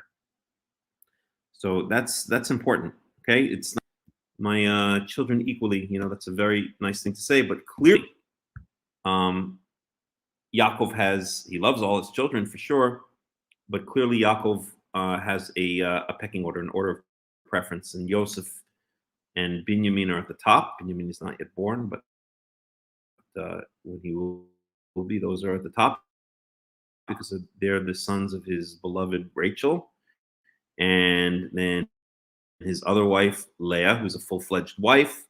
Basically, their children come next, and so it's sad to say, but that's true. There is a definite pecking order here, and this is expressed. The groups are divided, or the groups into which his household is divided. Okay, verse 4. Yiratz Esav likrato, v'yichabkehu, And Esav ran towards him and hugged him. Yupol atzavarav, and he fell upon his neck. Yashkehu v'yivku.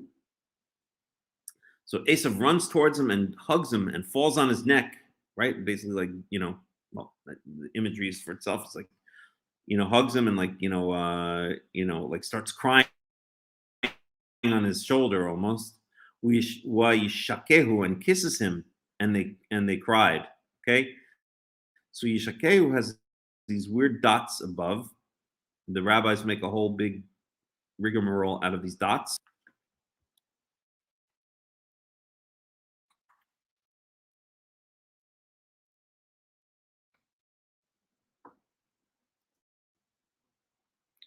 I really got to get these flies. You have no idea how they're just like landing on me, and I'm on a mission.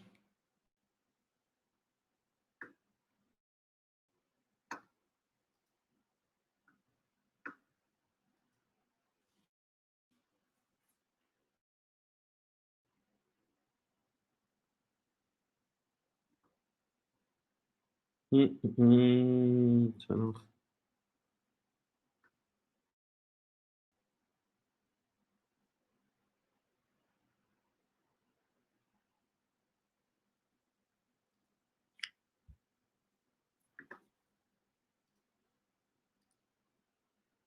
don't know why the internet is going so slow.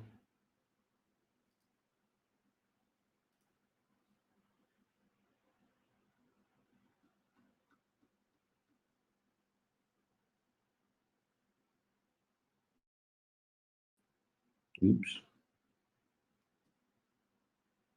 I don't know what happened there. Let's try again.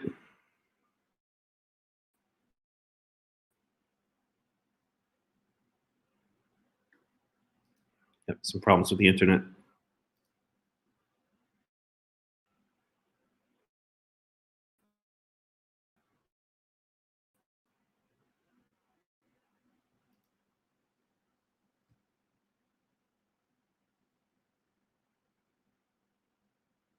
So Rashi says,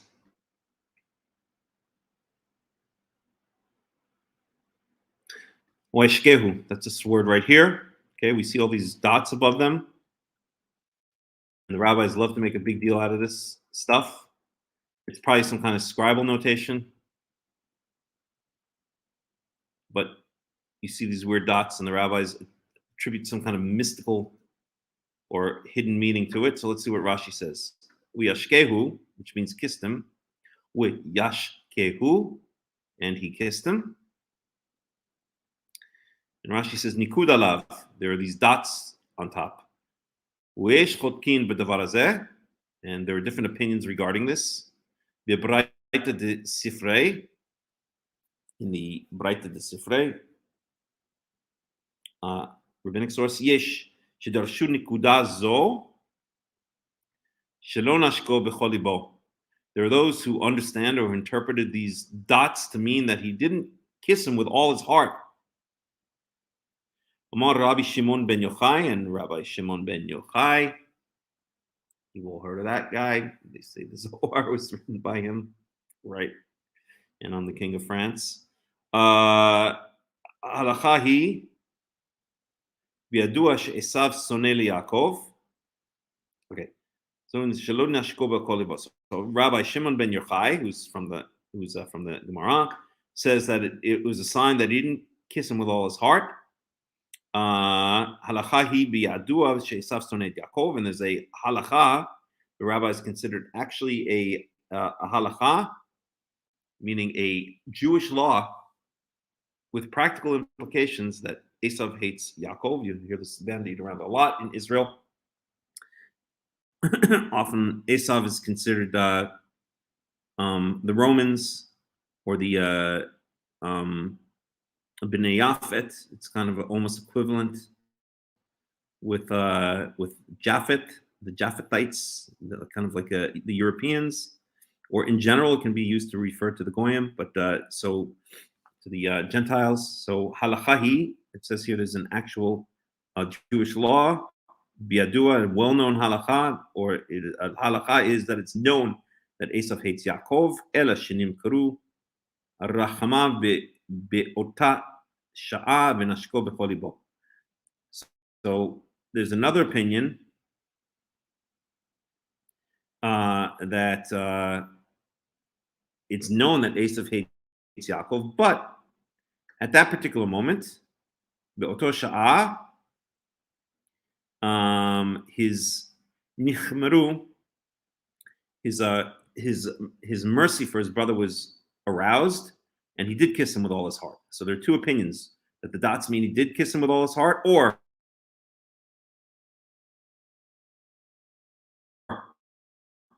that that he didn't kiss him with all his heart. I mean, and that he did kiss him with all his heart, even though he's supposed to hate him, because Esav hates Yaakov always. So this is ridiculous. Mean that, but that's typical rabbinical interpretation, right? They'll give mystical, or that's their oral law, right? Dots are saying something. Okay, that's that's part of their so-called oral law, even though it's written. But that the interpretation of what these dots mean would be part of the oral law. That doesn't, it doesn't say there, but the rabbinical oral law would say that. Jesus, flies are really driving me insane.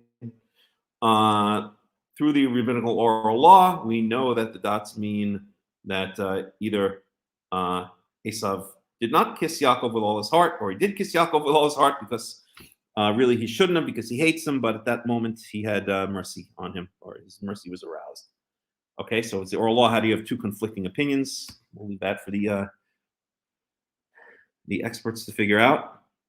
Apparently I'm not one of them, because I can't see how two conflicting opinions are brought down through the oral law, but okay, if it is a reliable oral law, which of course, anyway. So what's the real reason? Well, there are a couple of different interpretations. Let's see some of them. So this would be Genesis 33 dots. So why are there extra dots in Genesis 33:4? We'll go to Stack Exchange. It's always a place to get interesting ideas. It's almost like a question and answer place.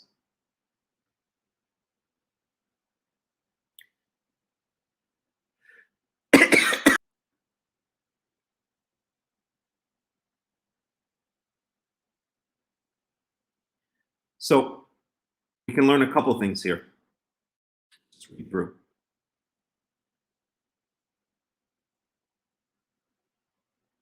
The dots were inserted to call attention to some important homiletical teaching. That's exactly what that's what we read in the Rashi. But possibly they indicate that the words or letters were doubtful and are to be deleted, presumably when Elijah comes and resolves the various scribal disagreements that have up. Ezra is hedging his bet, saying that if Elijah says, why have you written? Okay, it's all rabbinical stuff. With regard to Genesis 33:4 in particular, rabbinic sources seem to disagree about whether the dots are meant to emphasize the reconciliation between the brothers or to indicate that the word should be understood as, and he bit him, yielding a very different interpretation. I thought Rashi said the thing about bit. No, Rashi says it with the neck. When it fell on his neck, I think it would be in the one before. Anyway, we won't go there right now. Oops. Okay, so that's kind of rabbinical interpretation. So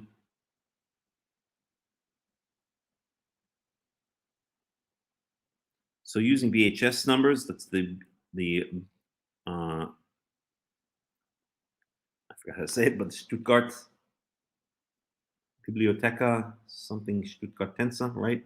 Basically, a very good version of the Masoretic texts, or based on the Masoretic texts.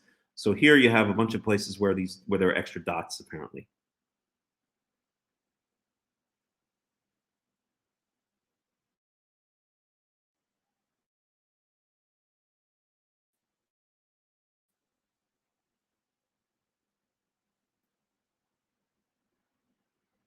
Biblia Hebräica Stuttgartense. So a little bit of Googling shows that similar dots occur 15 times in the BHS.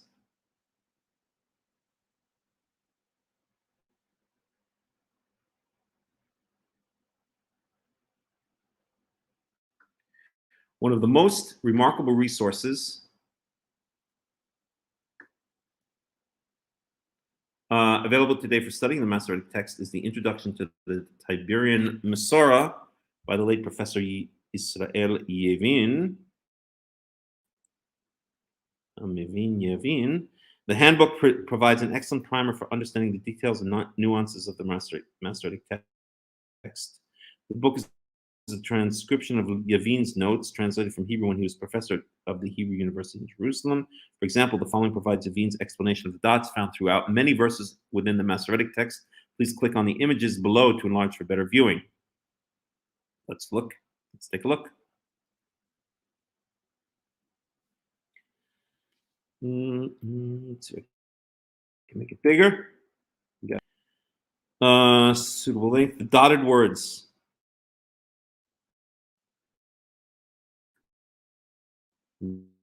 Now we're reading Professor Yavin's book, or translation of his book. In 15 places in the Bible, 10 in the Torah, 4 in the prophets, and 1 in the writings, dots are marked above particular words. The dots have no connection with the vowel and accent signs. They're part of the consonantal text, and so are written in synagogue scrolls as well as in codices. The Tanaim mentioned these dots and interpreted them. And the Babylonian Masorah also mentions different dots on other words. In most such cases, however, there is no agreement on the placing of the dots, even among the various schools representing the Babylonian tradition. So this is not merely a case of difference between Eastern and Western traditions. In most cases, the dots are marked above the letters, sometimes above all the letters in a word, and sometimes not. In one case, dots are marked below the letters as well. The 15 passages are, and now we go through all the passages.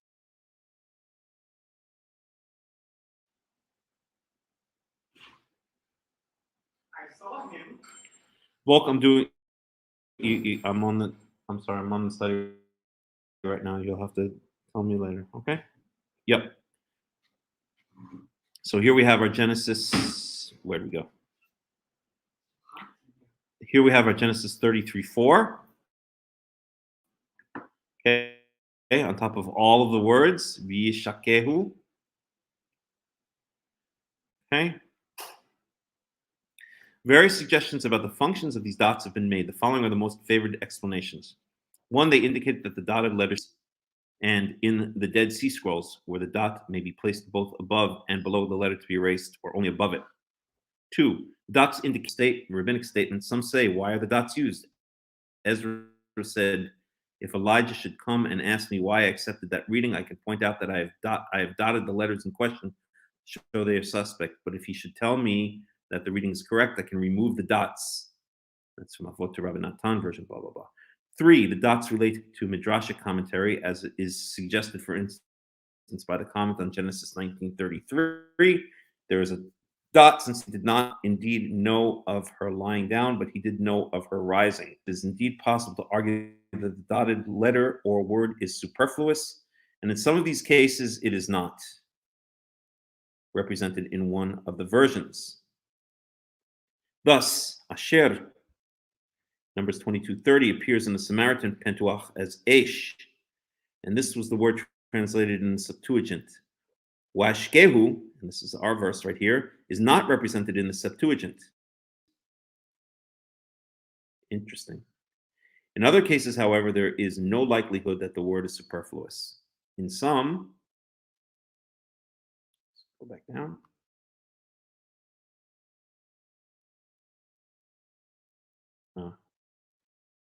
Whoa. How did I get to this? Escape. Back.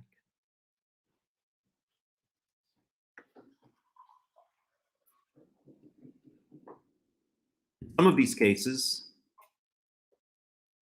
as Deuteronomy 29:28.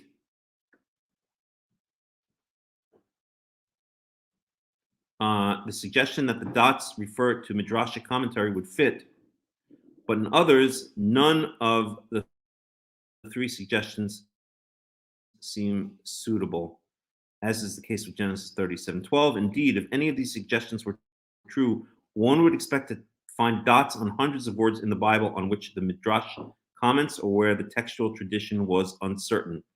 Furthermore, if this uncertainty were the reason for the dots, why not the words in question? Why were not the words in question treated as kids? Okay, I won't even get to that now.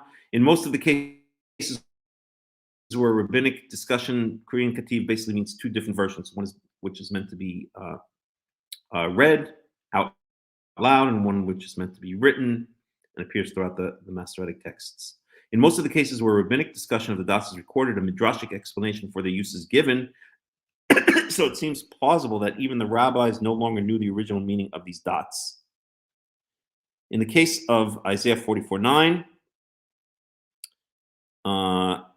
IQISAA, I believe that's one of the Dead Sea Scrolls, reads,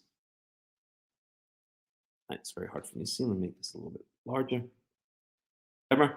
With the words which are dotted in the Masorah written above this line. Kutchers argue that it was added by the scribe on the basis of another text. So there we go. And then we get into the inverted nun, which I think we've actually spoken about before. So we see there are three explanations here.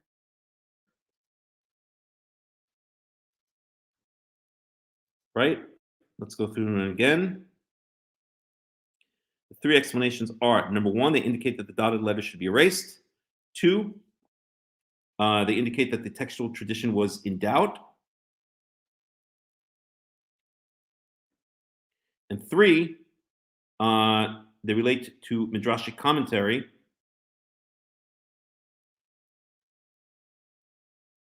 Okay, so those three, right? So interesting, but so clearly we see here that there's not, well, even when it says they relate to midrashic commentary, let's just read a little bit more about that again. As it is suggested, for instance, by the comment on Genesis 1933, there's a dot on Be'komat, since he did not indeed know of her lying down, but he did know of her rising. In a few of these cases, indeed possible to argue that the dotted letter or word is superfluous. In some of these cases, it is not represented in one of the versions.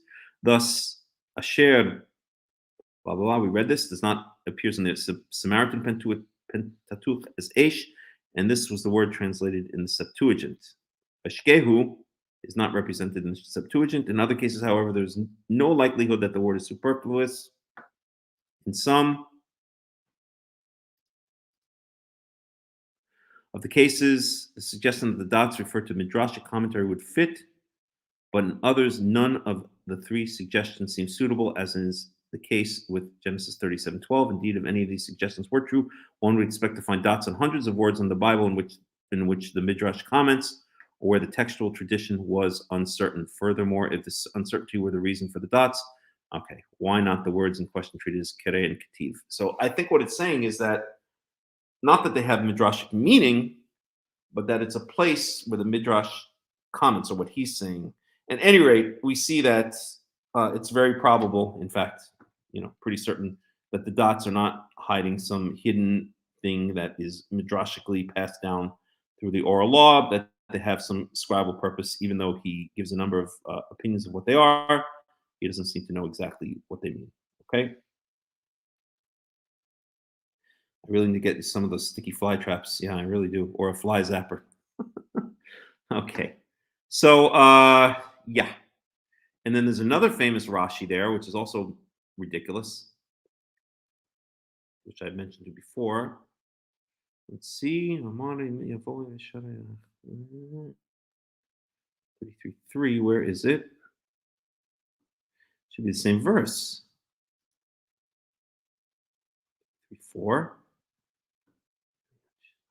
Maybe it was a midrash. Maybe Rashi doesn't say it, but that. Second. Yeah.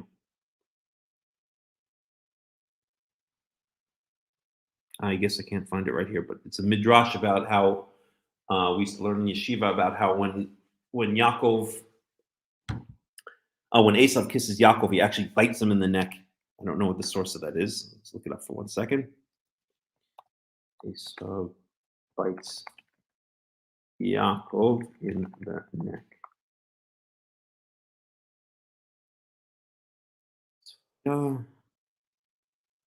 Okay.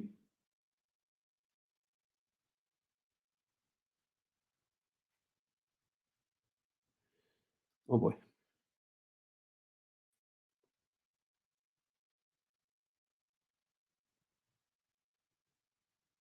Rashi. Reshit Rabbah.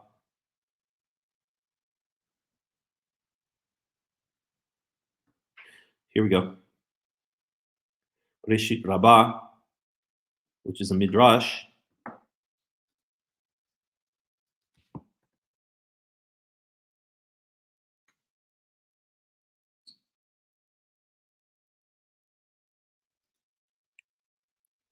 So what is Bereshit Rabbah? It's a religious text from Judaism's classical period, probably written between 300 and 500 CE. That's known as the Midrashic period. So the Mishnaic period is considered. Wait. No, 200 to 500 is considered the Talmud. No, now I'm forgetting. 200 to 500 is considered the Talmudic period. 500 to 800 is considered the Midrashic period. 100 to 200, or I guess 200 is, I forgot now. Okay, at any rate, it's a religious text from Judaism's classical period, probably written between 300 and 500 CE with some later additions. It is a midrash composing a collection of ancient rabbinical homiletical interpretations of the book of Genesis. This means ridiculous, or one could say allegorical or story, like basically morals and stuff. But the problem is whether they meant it just as kind of like, I think they really believe that that's what it means. But even if they meant it just as to be like a book of fables and morals, certainly Orthodox Jews do not believe it to be such today. They take this stuff very literally and very seriously. It is expository midrash to the first book of the Torah, signed by tradition to the Amorah Hoshaya, flourished in the 3rd century in Roman Syria, Palestina. The midrash forms an Aggadic commentary on Genesis in keeping with the midrashic exegesis of that age in a continuous sequence broken only toward the end. The biblical text is expounded verse for verse, often word for word. Only genealogical passages and passages that furnish no material for exposition, as the reiterated account of Abraham's servant in Genesis 24:35 to 48, are omitted. Okay, well, we'll go a little bit more. Genesis Rabbah contains many simple explanations of words and sentences, often in the Aramaic language, suitable for the instruction of youth. It also contains varied Aggadic expositions popular in the public lectures of the synagogues and schools. The editor of the Midrash has strung together various longer or shorter explanations and Aggadic interpretations of the successive passages, sometimes anonymously sometimes citing the author. The editor adds to the running commentary. Okay, I think that's enough. So here it is in Bereshit Rabbah, V'yiratz Esav likrato v'yishakehu. So this is this famous midrash. Nakud alav, there's dots over it. Amar Rabbi Shimon ben Elazar, and so Rabbi Shimon, the son of Elazar, b'chol makom she'ata motzeh haktav Rabbah al anikuda. In any place that you find the haktav Rabbah al nikuda, I think that probably means with dots above the word, the letters, although it's not clear from the language there. Ata doresh et haktav. You have to make a midrash. You have to make a homiletical exposition on the text. Hanikuda Rabbah al-Katav. So the dots that are placed above the writing, above the word or above the scripture. Atadoreshet nikuda. You make homiletical exposition on the dots. Kan lo katav Rabbah al-Nikuda velo nikuda Rabbah al-Katav ela milamed shenimkaru rachama be'ota sha'a. Kan lo katav Rabbah al-Nikuda. I'm not sure exactly what this means.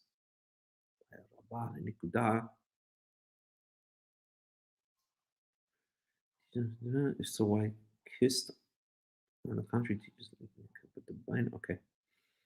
All right. I'm not sure what Rabal and Nikuda means, but it doesn't matter. Ela, okay.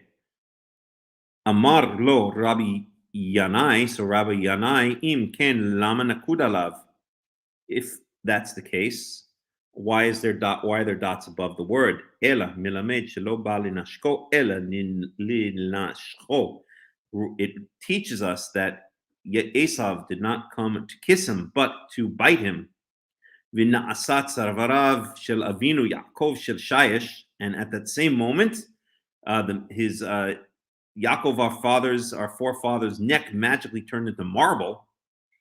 V'kahush shinav shel oto rasha, and how do you say kahu? We translate it as this is a word they usually use, but it means like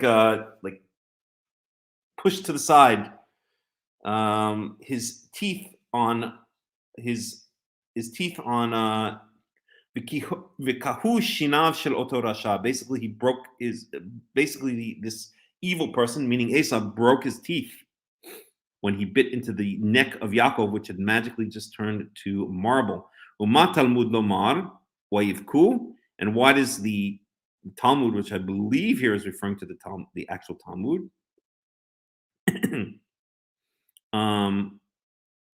or blunted. Hence, in the week teaches us. Okay, so it doesn't not from the Talmud. Uma Talmud lomar, and what does it teach us? Wayivku el ze boche al tzavaro v'ze boche al shinav. That one was crying on the neck of the other, meaning Yaakov was crying on Esav's neck. But Esav wasn't crying on Yaakov's neck because he was so happy to see him. He was crying because his teeth were broken.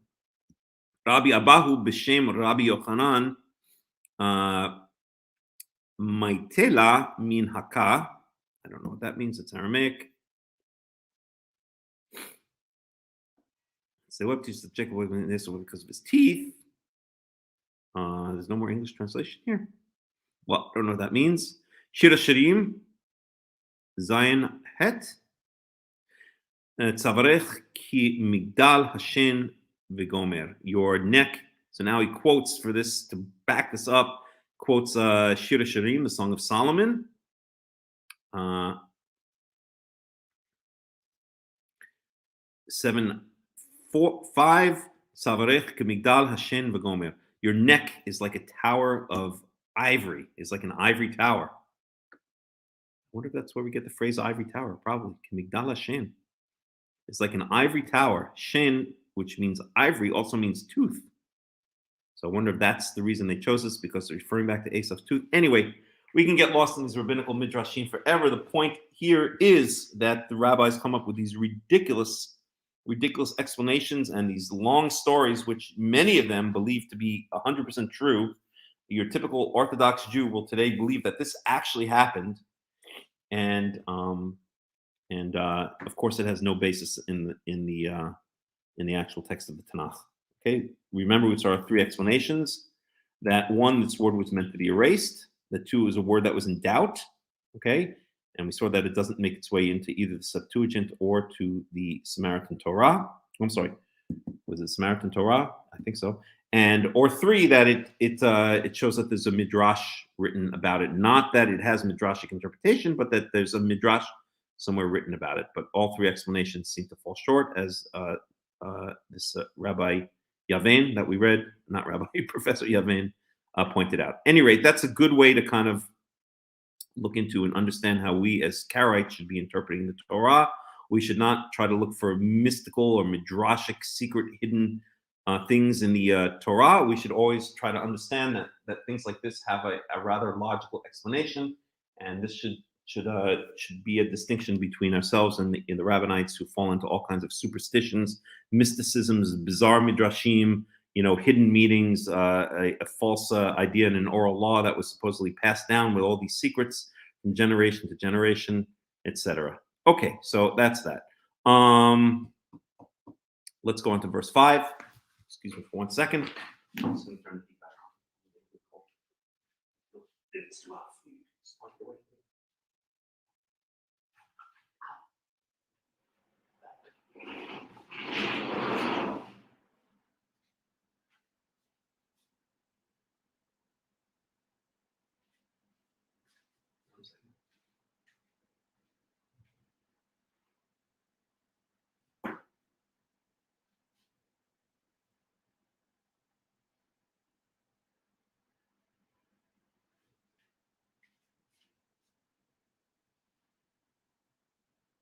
Okay, so we're at verse 5.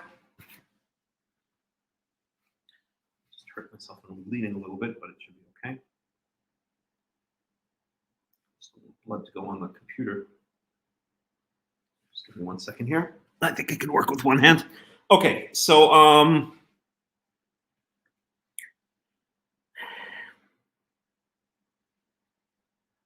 Visat et enav, and he lifted up his eyes. So this phrase, lifted up his eyes, kind of means took notice of, right? This is very common throughout the Tanakh, this phrase, Visat enav, okay? It basically means like he didn't notice it before and suddenly his attention was turned towards it, okay? Which is very common, right? I think it's a very good reflection of reality. Sometimes something could be right in front of us, we just don't notice, and then suddenly we turn our attention to it, and there it is, okay? It just goes to show that the consciousness or the mind kind of, can only focus on its concentration kind of can only be at one thing at a time for the most part. Okay, anywho, so, and we have this phrase here, Yisat enav, in verse 1, we saw Yaakov enav, Yar v'hinei Esav ba. So suddenly Yaakov pays attention to the fact or realizes the fact that Esav is coming towards him. And here, so they meet, they kiss, they fall on each other's necks, which is again a phrase used a number of times. For instance, when Yaakov and Yosef meet, if I'm not mistaken, it uses this phrase, that they fell on each other's necks and wept after they had been separated. When Yaakov is reunited with, hold on, I'm going to get this fly. Got him.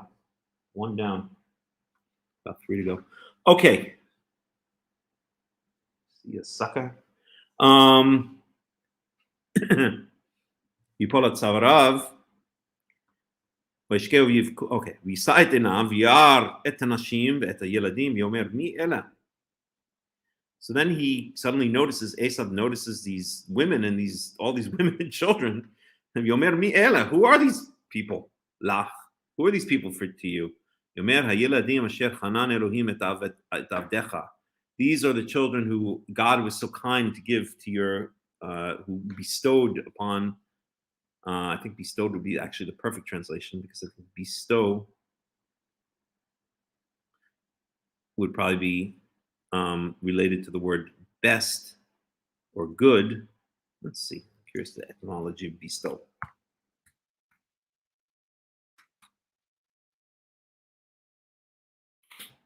Middle English, used for, devote for, definitions, Old English, bestow. Etymology.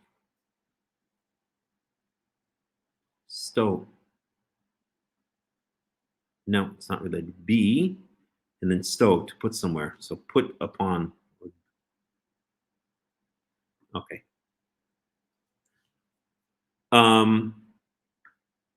I thought maybe it was related to like bestow, to best, or to do good, which in return would be related to bless, like beneficial or beneficent, or comes from the word good, bene, which is also related to giving a blessing. Okay, any rate, I'm sorry, I just went off on my own etymological sidetrack there. We read this. Okay, so these are the children which God has been so kind to give to your servant. Verse 6, V'tigashna shfachot hina yaldehen v'shtachavena. And the maidservants, the concubines, approached, and their children approached and bowed down. Right. So remember, Yaakov made 3 groups: the concubines and their children, Leah and her children, and then Rachel and her children. Here's the first group. They come and they bow down before Yaakov.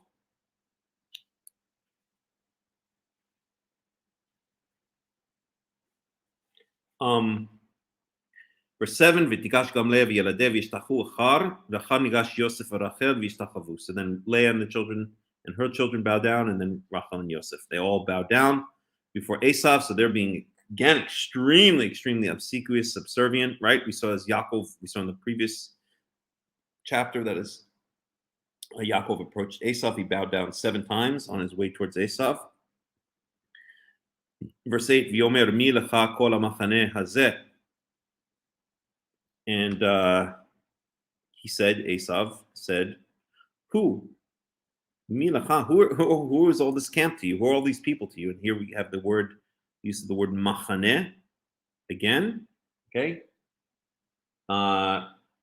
Remember that this is all taking place in the area of, well, we don't know exactly where, but somewhere in the area of Machaneh and Pinuel. Pinuel is where the wrestling incident took place. Not Machaneh, Machanayim is where Yaakov split the camps, or where he had a vision from God, Machaneh Elohim. So so we have recurrence of the word Machaneh a lot in these various verses. Okay? V'yomer mi lecha kol ha'machaneh hazeh asher pagashti. What is this huge amount of people that I'm seeing, that I ran into, or that I've met? V'mer limso chen be'enei Adoni.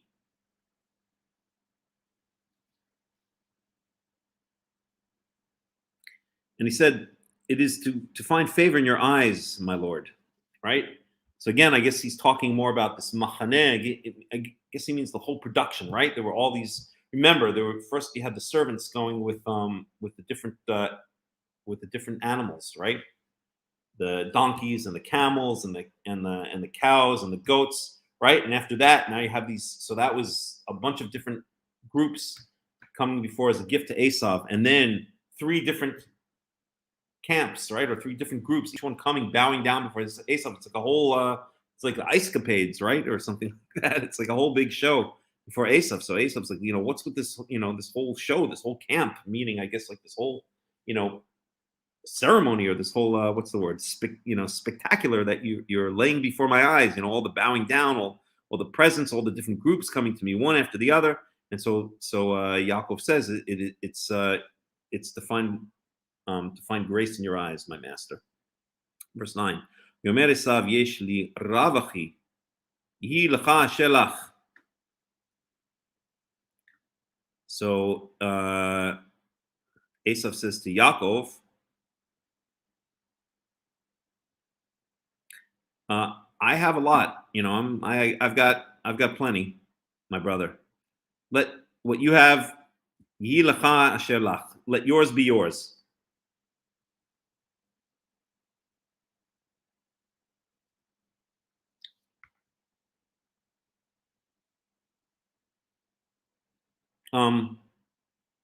Wayomer Yaakov al na im na matzati chen be'enecha. So let yours be yours. So in other words, Esav understands that all these gifts that have come already to him are meant for him, and he's saying, you keep it. I've got plenty already. Okay. Wayomer Yaakov al na im na matzati chen be'enecha. And Yaakov speaks again in very kind of subservient, almost supplicative language. Yomer Yaakov al na im na. Okay, please. Okay, al na is almost like, won't you please?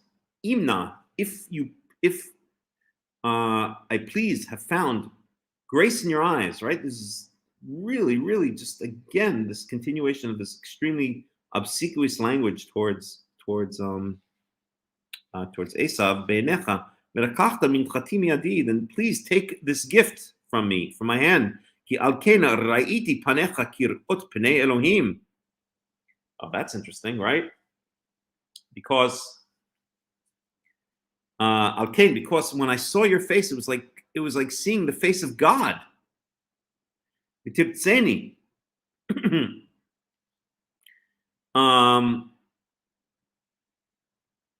So let's unpack this a little bit. When I saw your face, it was like seeing the face of God.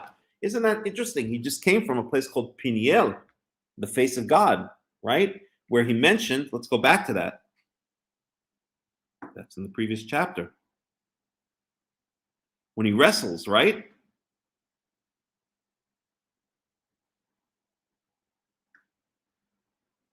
Where was it?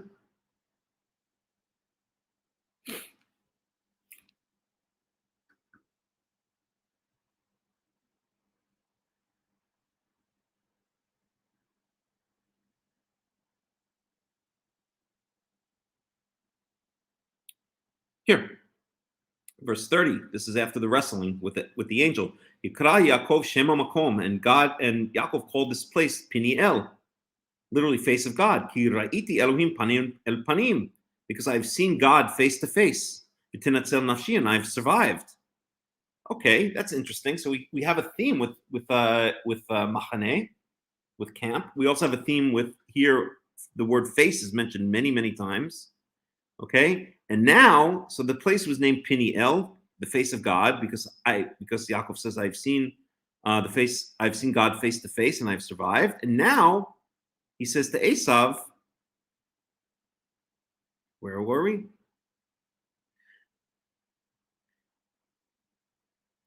Because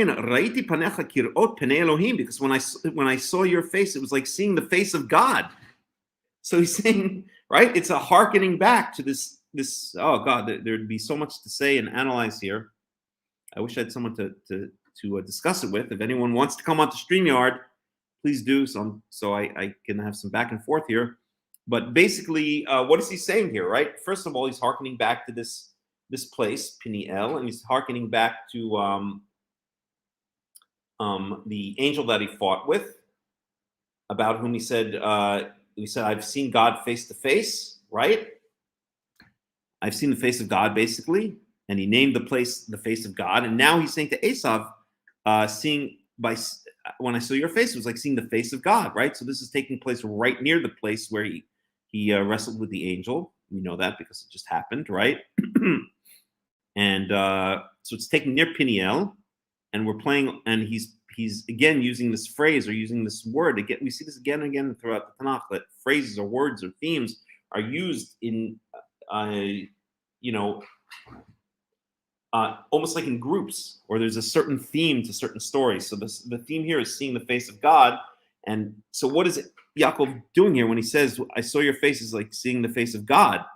Is he referring back? He's clearly referring back to the angel he fought with. He's clearly referring back to the place that he called Peniel or Peniel.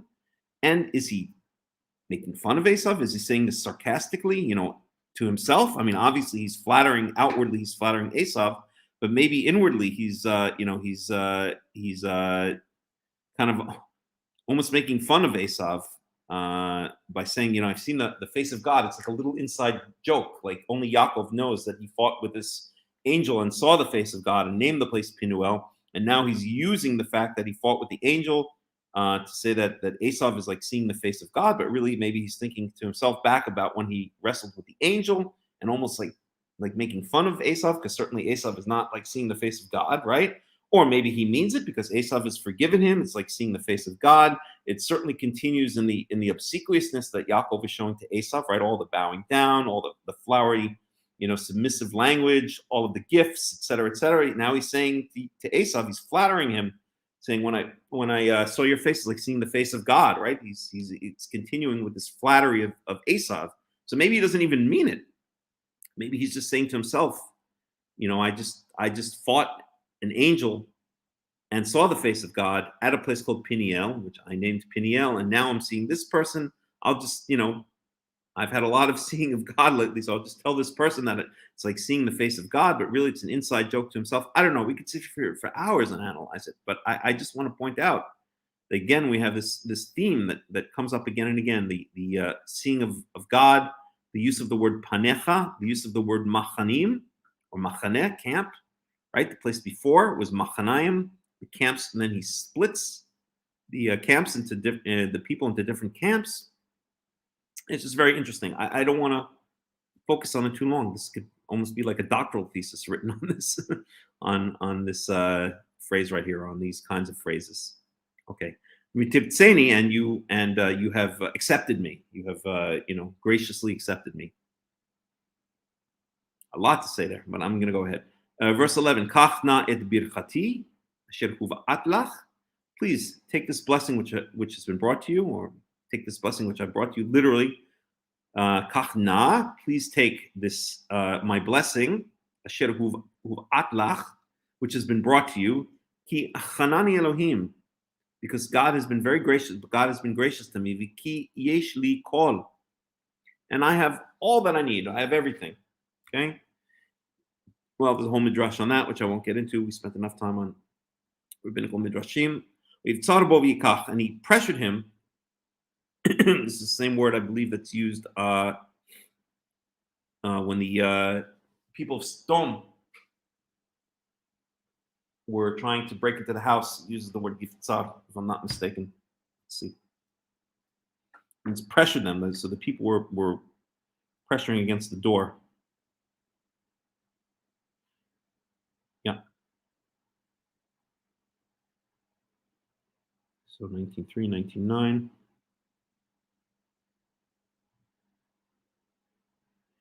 Right, but he insisted in it strongly, so they turned into him and entered into his house, and he made them a feast of unleavened bread. He baked. Oh, that's when the angels came to Lot. But then it also says in Genesis 19.9, and they said, stand back. It said, this one came into sojourn. He's acting like a judge continually. Now we will do worse with you than with them. So they pressed against the man Lot hard and came near to break down the door. Right?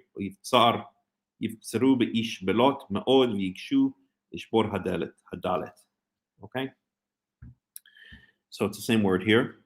So it's like they pressured or pressed against him. So he pressed him and he took it. So Esav, for all his proclamation up here, oh, I have so much, you keep what's yours, and Yaakov presses him. He's like, okay, no problem, fine, I'll take it. You want to give me more? I'll take more. I'll do a type of analysis which I don't usually like to do, but let's go for a second to Pirkei Avot. I'll do a little rabbinical midrash, a little bit rabbinical kind of interpretation. So in Pirkei Avot, which is the ethics of the father, the Mishnah, one of the rabbinical Mishnayot, it says,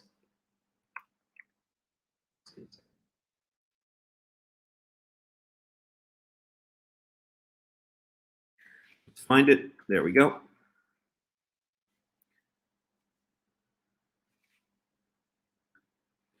Well, I'll just read in the English to save time. Pirkei Avot 5:13. He who says, what is mine, and what is yours is yours.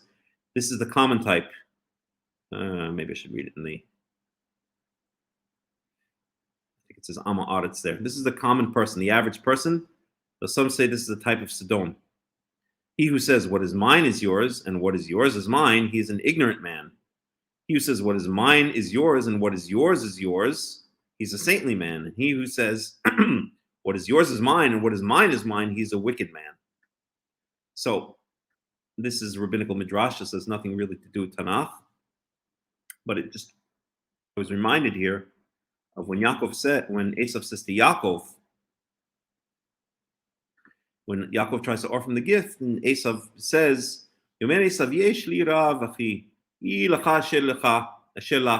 what's yours is yours, literally, okay?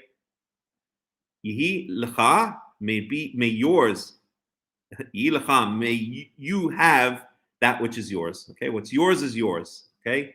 So we go back to this Pirkei Avot, what's yours is yours. Where is it? What's mine is mine, and what's yours is yours. This is a common type, common person, just an average person, okay? I think it says there, it either says a Benoni or it says an Amma Aretz. I'd have to, let's see if I can get the Hebrew. Work much better. Okay.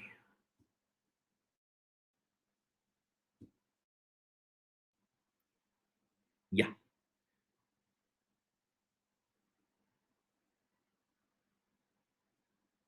Where was it? 3? 13.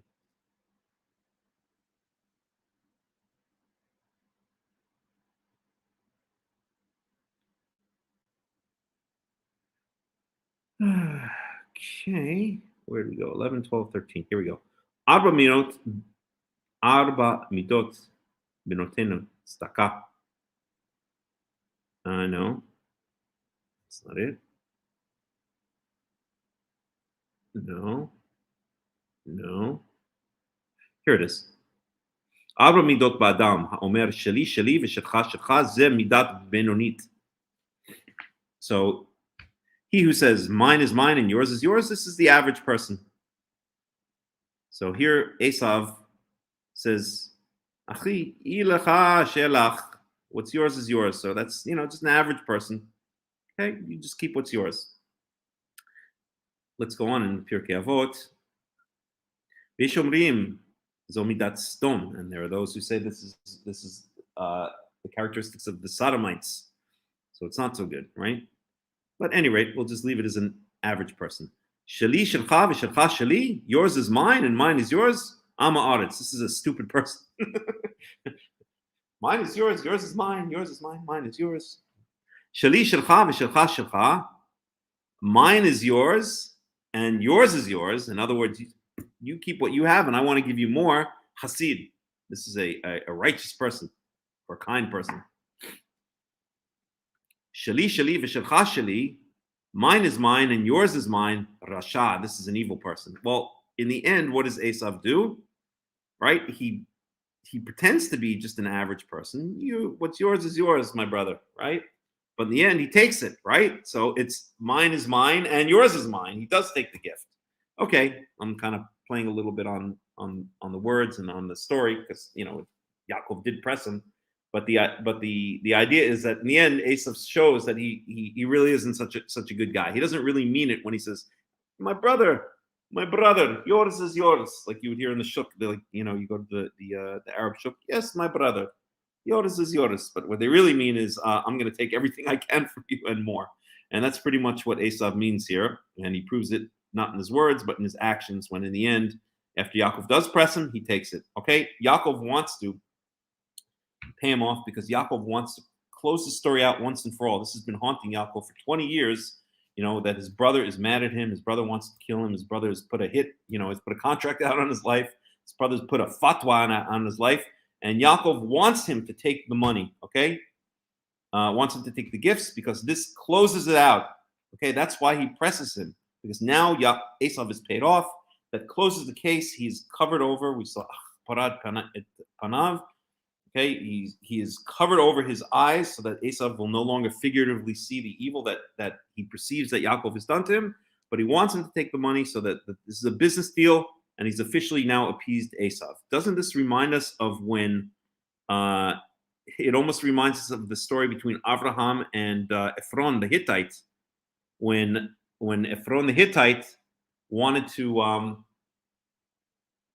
or pretended to want to give the Marat Machpelah, I should say the Machpelah with the Mara in it, the area of Machpelah, the field of Ephron. He wanted to give his field that had the cave in it for him to bury his dead. And Ephron basically says, what's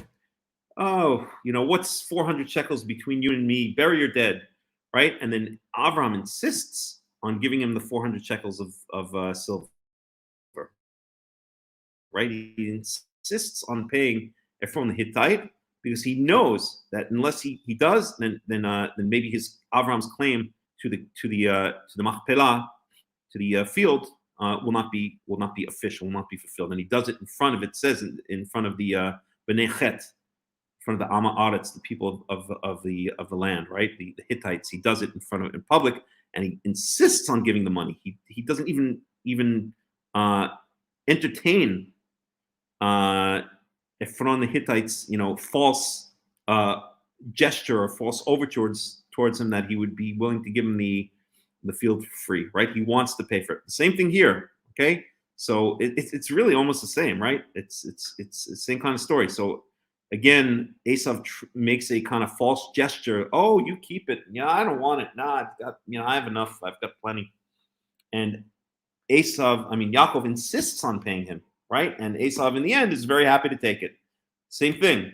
Avraham comes to Ephron the Hittite, wants to buy his field. Ephron the Hittite makes this kind of false gesture. Oh, please bury your dead, no problem. What is this? What is the a shekel, field worth 400 shekels between me and you. Just go bury your dead, for God's sakes. Just take it. And Abraham insists. He presses him, and he insists on paying him. And of course, in the end, Ephron the Hittite takes the 400 shekels from Abraham.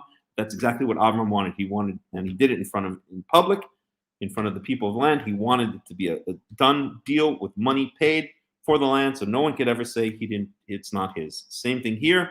Yaakov wants to give this because then he's paid off Esav. Okay, the deal is closed. 20-year cycle where he's been worrying this whole time about what would happen when he came back to his land, to the land of Canaan. It's closed. He wants Esav to take the gifts. Okay, so that's that. So Facebook user, I'm not sure who it is, says there's an interesting contrast between Esau's I have much and Yaakov's I have everything. So this is again I believe it's a midrash. I'm not sure where it comes from, but I used to hear this all the time in yeshiva. Exactly what this Facebook user, who I don't know who it is, I want to point out again that if you're coming in off of, it's either the group or the page on Facebook, if you want me to know who you are, you have to type in your name also. So again, just to give an example, if I were to leave a comment, I would say Melech, and then this is my comment. Okay, so like so on screen. Okay, so you have to type your name in because I'm not getting, as you can see here, actually you can see my screen, right? It doesn't say who you are. You don't have to tell me who you are. I don't mind if you don't, but I'm just saying if you want me to know who you are, then you have to type in your name. Okay. At any rate, so yeah, I used to hear that all the time, that it says in yeshiva, they used to teach us this all the time, that it says that Yaakov says I have, or that Esav says I have a lot, and Yaakov says I have everything. And the contrast is, or the lesson is, Esav says I have a lot, but it's not enough, right? I can always take more. And Yaakov says I have everything. Whatever I have, it's enough. I have all that I need. I don't need anything more. Okay, I don't think that's really what the text is implying here. It's kind of more rabbinical, midrashic kind of thing, but okay, fair enough. Okay, so we mentioned this theme of Pnei Elohim. So Yaakov says to Esav, it's seeing your face like seeing the face of God. We'll go a little bit more and then I'm going to stop. Okay. So that's the end of that. So Esav has accepted the gift. Yaakov has finally paid him off. He's done a kapara or kippur or kofer. He's paid money off to appease Esav. Spoke about this before. I won't go over it again, but the key of the word of parad panav, I will cover over his face, is related to the word kippur, atonement, and it's related to the word kofer, which is usually translated in the Tanakh as ransom. So basically, it's paying off to appease somebody, and that's exactly what Yaakov intended to do. Let's see if we can find it for 1 second. No, I'm not going to go back. The achbarat panav, that's his intention in giving a gift. I will basically give him a kofer. I will basically give him what's usually called a ransom, but it means a payoff, so that he'll forget his anger. But it really literally means I will cover his face. Achbarat panav b'minchati. I will cover his face with my gift, meaning that I will cover his eyes so he forgets. He doesn't see what he used to see. He forgets about all the anger he has towards me because I'm paying him off with gifts, right? There's a lot to say about that, but we won't get into it right now. Okay. Verse 15.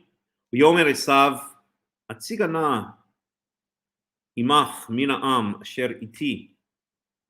Oh, I'm sorry, I skipped. Verse 12. Vayomer nisa v'nilcha v'ircha lenegedcha. And he says, and Esav says, let us travel together. Nisa v'nilcha v'ircha lenegedcha. And we'll go and I'll go, I'll come along with you. I'll come next to you. V'yomer elav Adoni. And so Esav is basically saying, oh, it's so great to see you. We're brothers again. We're pals. Let's travel together. Let's be together as brothers. And Yaakov says, V'yomer elav Adoni yodea ki hayeladim rakim. So Esav comes up with an excuse, right? It's almost almost like a suitor going after someone that he wants to go out with, and says, "Oh, let's go out." And the woman says, "Oh, I'd really love to go out with you, but I've got a meeting tomorrow morning, early in the morning, and I really have to go to bed early tonight. Maybe some other time, So that's pretty much exactly what's going on here. Is that Esav is entreating Yaakov to travel together with him, and Yaakov is kind of making up an excuse to brush him off. So he says to him, "My master," again, Yaakov speaking to Esav, "my master knows that the children are weak, and son of Akar alot alai dafkum yom echad, and the flocks and the herds." Alot alai, I don't really know what that means. Let's get an English translation for that one. Alot alai, they literally they go up upon me. I guess maybe it's referring to too much for me, or maybe they're alot. I don't know. Let me get an English translation for that, just out of curiosity. We'll go with the NIV.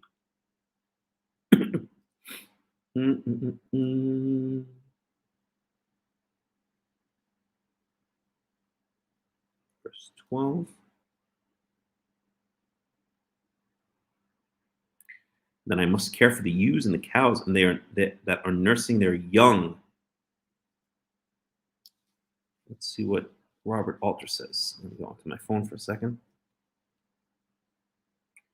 Genesis 33:12.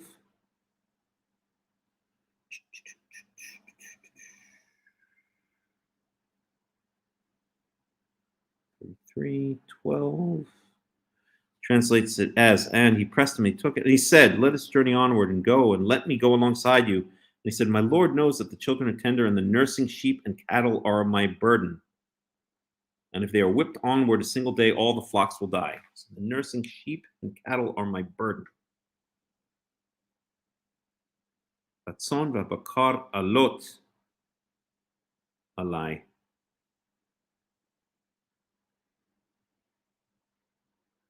Nimrakim.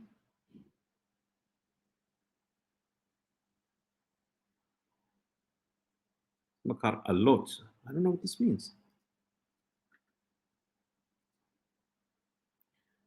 To suck, nurse.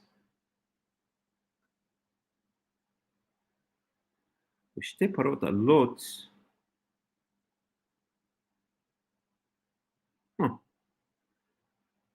Cool. There's the suck. Suckle. There's some examples here. This one here, 1 Samuel 6:7. Ushte parot alot. Okay. Asher lo. Ushte parot alot. Yecha alot. Heviu lirot.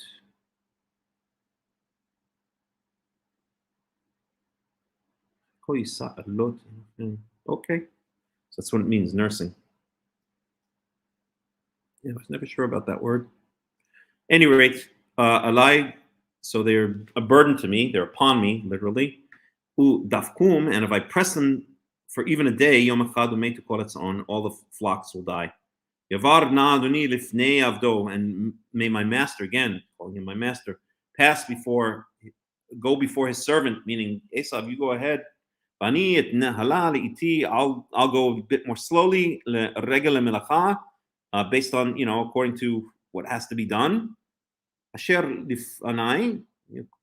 Based on my situation, basically. And based on, and because of the children, until I come to my master in Seir, in the mountain of Seir is where Esav is hanging out. So basically, listen, you go ahead. I'm going to take my time. I'll catch up with you in Seir. I'll see you there. And Esav says, V'yomer Esav atzigana imach mina am. And Esav says, listen, let me leave some people with you. Okay?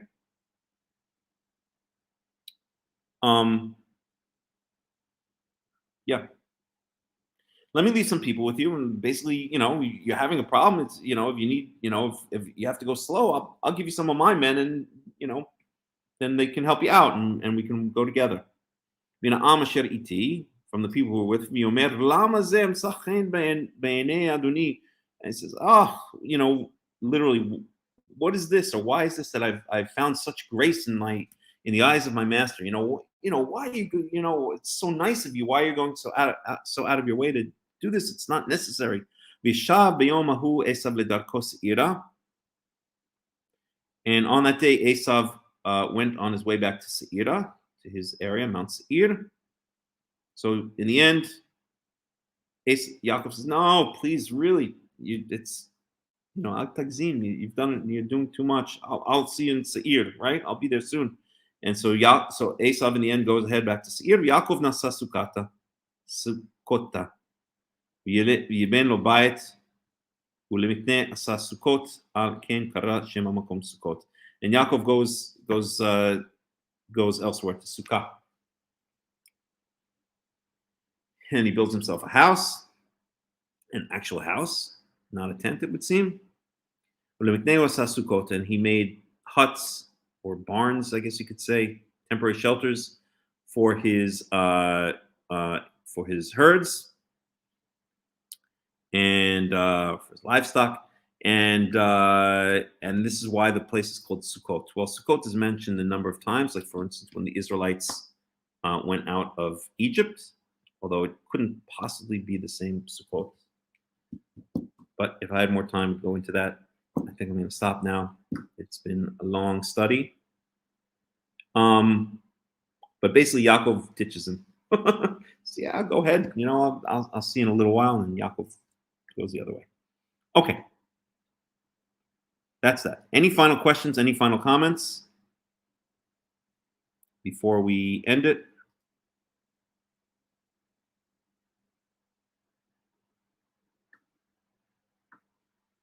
Okay, if not, then I am going to say good night. I'll say Shabbat Shalom and Shavua Tov to everyone who's joined the broadcast. And we will, Bizarat Yehovah, we will do it again next week, although I'm not sure what my schedule is next week. I'll post it on Facebook, and we shall figure it out there. So, Shabbat Shalom, Shavua Tov. I'll leave with a song. Let's go for, I don't know. Sure. Oh, that's not the one I meant, but fine. That works. Sladino.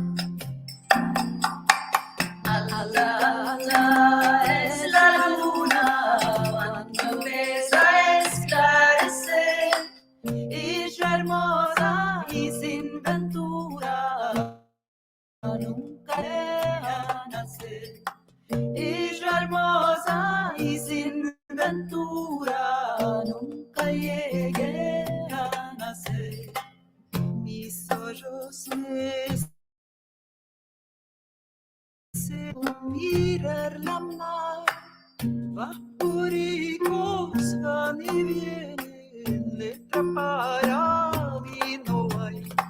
Vapóricos van y vienen, letra para mí no hay.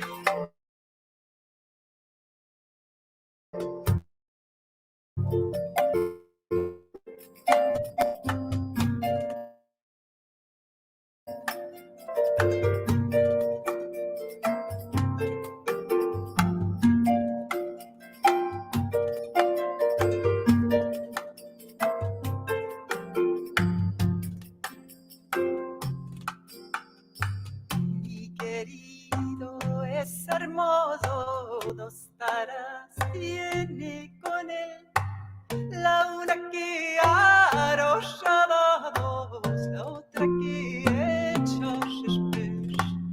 لولاك